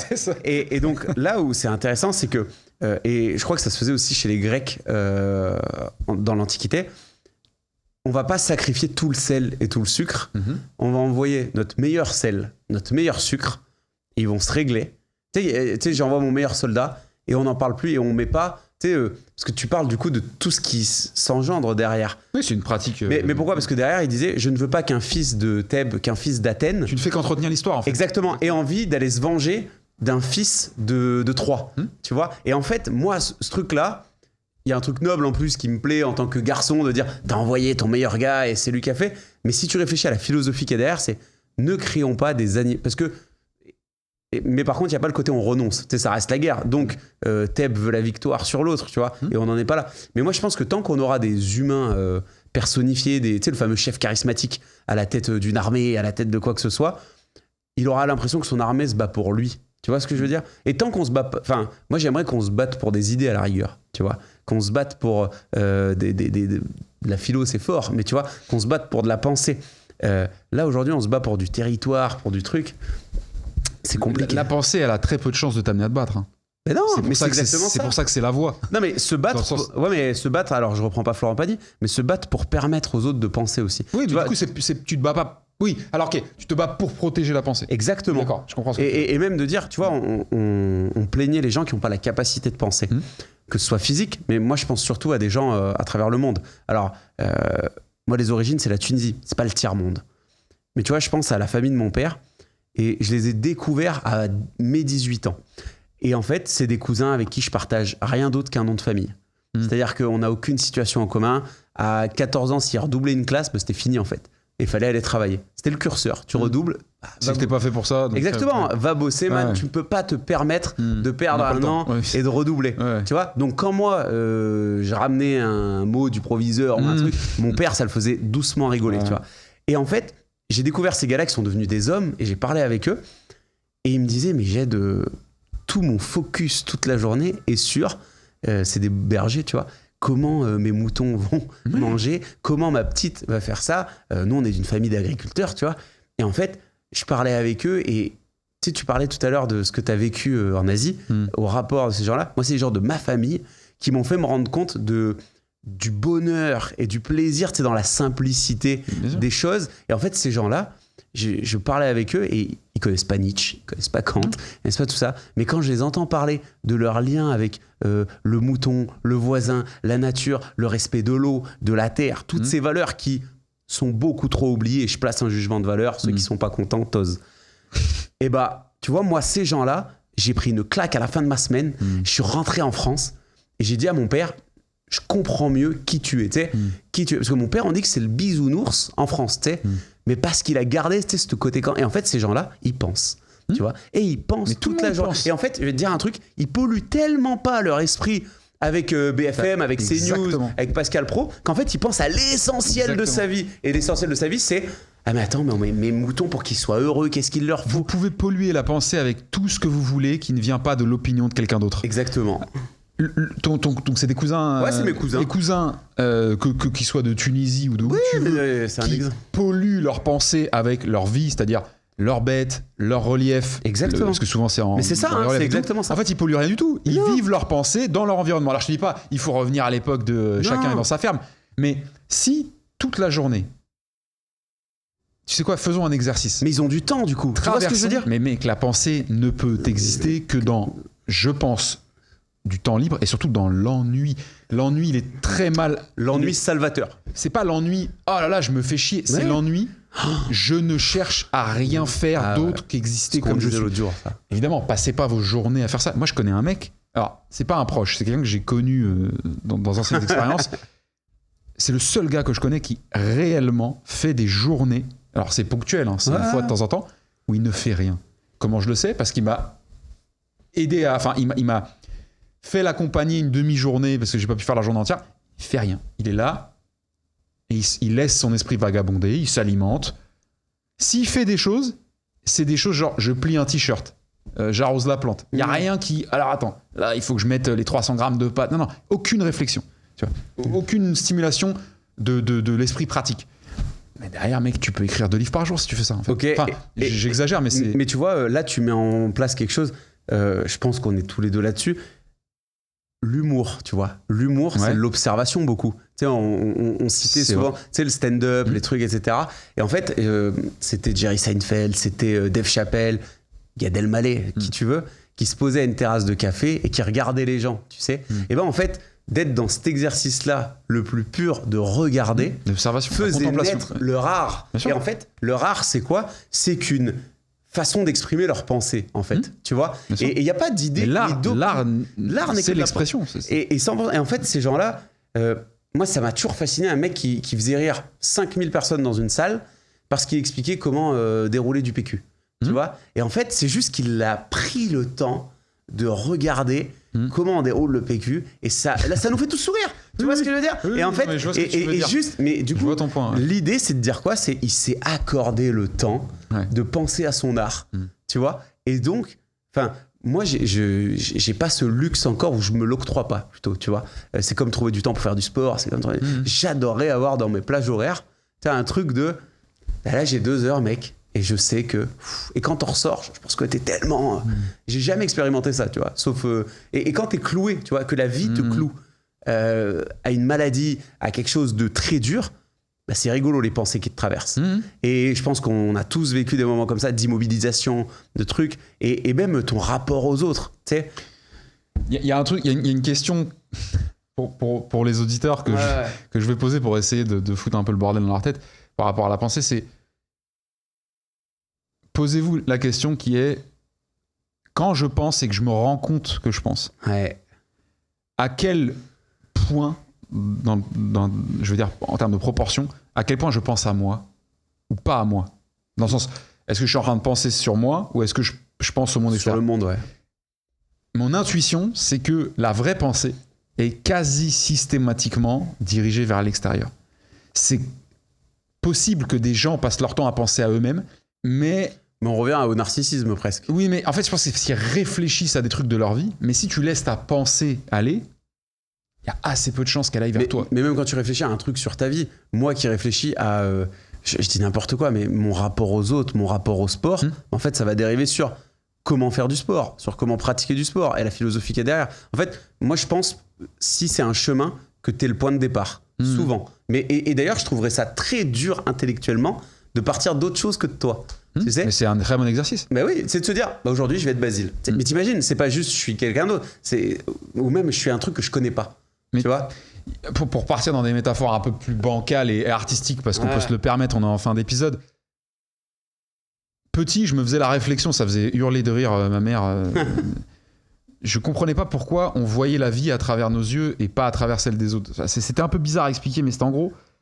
Je cherchais à essayer d'imaginer la vie dans les yeux d'autres gens, mais j'allais pas loin, hein, c'était mes potes de classe. Tu vois. Et puis est née petit à petit une réflexion. On n'est pas dans la philosophie ou dans les choses très valables, mais si finalement nos yeux sont disposés d'une manière, en dehors du fait d'être en hauteur, qui nous permet, vu qu'on est des animaux verticaux maintenant, on se tient droit, quoi. Bipède, voilà, d'avoir un champ plus développé, nos yeux ne nous permettent pas, a priori, de nous voir nous-mêmes. Si on enlève le monde moderne de l'homme, de l'humain et de ses innovations technologiques, si on peut appeler un miroir quelque chose, c'est une technologie, mais qui est quand même un peu moins récente que la webcam selfie. Si notre corps a été fait de manière à ce que nos yeux ne puissent pas nous voir nous-mêmes en dehors de nos attributs physiques pour les soigner, pour les comprendre et tout, c'est peut-être un petit indice. Mais sur notre corps est tourné vers l'extérieur. Oui, si tu pousses. Bien sûr, mais ça c'est parce que c'est l'environnement. Voilà. Exactement. Mais on pourrait avoir la faculté. On s'entend. Oui, bien sûr. Pourquoi on se voit pas? C'est une bonne question. Tu vois ce que je veux pas? Ouais. On s'entend, on se voit pas. On peut se toucher. Mais parce que t'es obligé d'entendre les autres. Oui. T'es pas obligé de te voir. Bah, t'es pas obligé parce que tu peux pas te voir. Oui, non, mais essaye de te regarder toi-même. Ouais, tu vas te faire mal. Hein. Pour exister, tu sais, si t'entends pas les autres, c'est bien dur quand même. Oui, mais c'est possible. Oui, non, voilà. Mais ce que je veux dire, c'est que imagine un monde, exercice de pensée, où jamais l'homme n'a innové quoi que ce soit qui lui permette de s'observer lui-même. Donc les miroirs n'ont jamais existé, mais pas parce que il se trouve que ça n'a jamais existé, mais le monde a évolué. On est en 2025, mais les caméras n'ont jamais existé, les reflets n'ont jamais existé. Imagine la journée de quelqu'un maintenant dans cette époque fictive. C'est-à-dire le fait de ne jamais pouvoir se voir, sauf sur une seule manière, l'art pictural la peinture de quelqu'un d'autre. Tu vois ce que je veux bien dire ? sûr. Donc qui n'est pas fidèle à la réalité, Non, qui donc va le être regard d'un l'expression autre. de ce que voit l'autre en nous. Une peinture, elle est jamais réelle. Elle est toujours une expression. Regarde un Picasso, regarde un De Vinci, regarde un Monet. Tu vois bien que c'est pas les mêmes délires. Est-ce que s'être vu a pas un peu perturbé l'équation ? Mais, tu vois ce que je veux dire ou pas ? Non, mais c'est génial. Et on dit ça je vois qu'il y a le temps devant qui 40 tourne. caméras. Ouais, mais ouais, c'est vrai. Tu sais que ça, c'est hyper paradoxal. C'était histoire de laisser les gens sur un délire. Et il y a une série que je recommande à tout le monde qui est sur Apple qui s'appelle SEE. S-E-E. Ok. Apple TV là. Apple TV+, IPTV si vous voulez. C'est beaucoup moins cher. Ça fait rien à foutre. Et si, c'est Jason Momoa, tu vois qui c'est Oui, bien sûr, Aquaman. bien sûr. Et en fait, Jason Momoa, il est le chef d'une tribu. Ah, ok, je vois de quelle série tu parles. C'est une série où on est plus tard que notre ère, très difficile de situer dans le temps. On a un peu régressé, non ? Et en fait, on a régressé dans le sens où l'humanité a perdu la vision. Et donc, La vue ? la vue. Oh, ok. L'humanité a perdu la vue, et donc on les voit s'organiser et vivre Sans vue. sans vue. Et donc Jason Momoa, qui incarne parfaitement ce chef de tribu, ça fait 2 siècles que la vue a disparu sur Terre, et c'est le fameux truc qui fait que 2 enfants naissent avec la vue. 2 enfants naissent avec la vue. Bah, ça devient Comment ouais. les voyants vont-ils réagir ? Ce qu'ils prennent pour des barrages, c'est Dieu qui envoie de l'eau. Il y a des trucs. Cette série est une pépite. Si. Ce que tu viens de me dire, je pense que c'est une magnifique manière de conclure. Le sens de la pensée. Arrêtons de parler d'intérêt, de valeur, je vais en prendre 20 balles. C'est le sens de la pensée. Le sens, c'est vers où ça va. La direction. Le sens de la pensée, c'est à la fois ce qui habite la notion et qui lui donne une raison d'exister, mais c'est aussi la direction qu'elle prend. Là, tu viens de me parler d'une série incroyable qui a été imaginée par un esprit ou plusieurs. Combien d'innovations, matérielles ou non matérielles, sont nées parce qu'un esprit créatif les a pensées et concrétisées dans la fiction, ce qui est un peu oxymorisquien, entre guillemets. Je pense à Asimov. Combien de trucs sortent de ses livres et sont maintenant réels parce qu'on se dit, mais attends, mais c'est pas con le tactile. Et même Back to the C'est Future pas con, le et machin. tout, Tu vois, bien sûr. Et en fait, c'est à ça que sert la pensée. Je pense même que c'est à ça que sert une partie de l'art qui est visuel. Ça n'est pas encore possible matériellement, pas de problème. On va le concevoir dans cette espèce de demi-dimension qui est la fiction dans la réalité. Une série télévisuelle, c'est une fiction dans la réalité. Si tu regardes Friends, il n'y a pas grand-chose d'incroyablement... mais si tu regardes Avatar, on n'est plus... Mais pourtant, tu le regardes, Avatar. Tu vois Avatar, tu comprends Avatar, tu peux toucher. Tu peux l'envisager. Donc, tu peux l'envisager. Donc, tu vois, c'est à ça que sert l'imaginaire. L'imaginaire, c'est comme une poche où se trouvent toutes nos solutions, toutes nos voies d'évolution, toutes nos réponses. Et la pensée est notre accès à cette poche. Et les esprits créatifs et idéatifs sont les seuls capables d'extraire quelque chose de cette poche en toute légalité, si j'ose dire, conformité. Et après, les exécutants, qu'ils soient aussi des idéatifs ou pas, sont ceux qui vont essayer de matérialiser ces choses-là. Mais rien dans toute cette ligne n'est plus utile ou plus important ou moins important que l'autre, à part qu'on considère qu'il y a une chronologie et que de toute façon, ça ne sert à rien de me parler de la fin de chaîne, ça ne me sert à rien de me parler de closing, ça ne sert à rien de me parler de poser une assiette sur une table dans un restaurant de poisson, tant qu'on ne sait pas s'il y a un pêcheur qui va aller taper le poisson, tant qu'on ne sait pas qu'il y a un mec qui va prospecter le lead, et tant qu'on ne sait pas qu'il y a un mec qui va aller chercher l'idée dans le monde imaginaire et la ramener de manière exploitable, verbalement, visuellement, explicativement, pour que des gens s'en emparent et l'exécutent. Je pense qu'on est dans un monde qui ne comprend pas sa répartition entre ceux qui vont chercher le matériel dans l'imaginaire et ceux qui vont s'occuper d'essayer de le transformer en pratique, ce qui donnera lieu à un imaginaire encore plus vaste dans lequel des esprits vont aller chercher des... Tu vois ce que je veux dire ou pas ? Et peut-être qu'un jour on aura cette espèce, le surhomme peut-être que voulait exprimer Nietzsche ou d'autres, c'est peut-être celui qui peut faire les deux. C'est ce que peut-être qu'aujourd'hui pour l'instant on n'en est pas là. Exactement. Et qu'on prend souvent tendre vers ça. Et notre société prend souvent pour des fous ceux qui sont du côté de l'idéation. L'histoire a pris pour des fous. A toujours pris pour des fous, les penseurs. Et a souvent vénéré, tu sais, celui qui a réalisé et qui a exécuté. Et pourtant, le monde n'est ce qu'il est que parce que des gens ont pensé, sache-le. Et y ont pensé, etc. Ils resteront à la postérité. Mais ça, la postérité, j'ai envie de te dire, c'est ce que je voulais dire avec cette notion de... Quand je rencontre quelqu'un et que je ressens fortement chez la personne le travail qui a été fait de se séparer de ses idées, celui qui renonce à la reconnaissance. Moi, on est quelques-uns à penser dans mes équipes très privées, tu vois, et je pense qu'il y a une scission à faire. Je pense que tu dois faire une scission d'identité. Mmh. Tu as ton identité civile, si je veux dire exactement, mais bien sûr. qui te sert à avoir un Mais job. parce qu'on qui fait te la sert ça. guerre quand on Et fait tu ça. as une identité de penseur, si tu es un penseur qui veut l'être. Si c'est pas un truc... Bien sûr. Et décorréler. J'ai un nom que je vais pas donner ici, parce que le coming out n'a pas été fait, et parce que pour l'instant, personne n'a compris que c'était... on était les mêmes personnes, la même personne. Mais ce que veut dire, pour les plus vifs, ce que veut dire le nom que j'utilise, parce que c'est un nom, c'est pas Jean-Yves machin, hein, c'est un nom un peu comme à la Ronaldo, tu vois, genre c'est un nom en un mot, tu vois.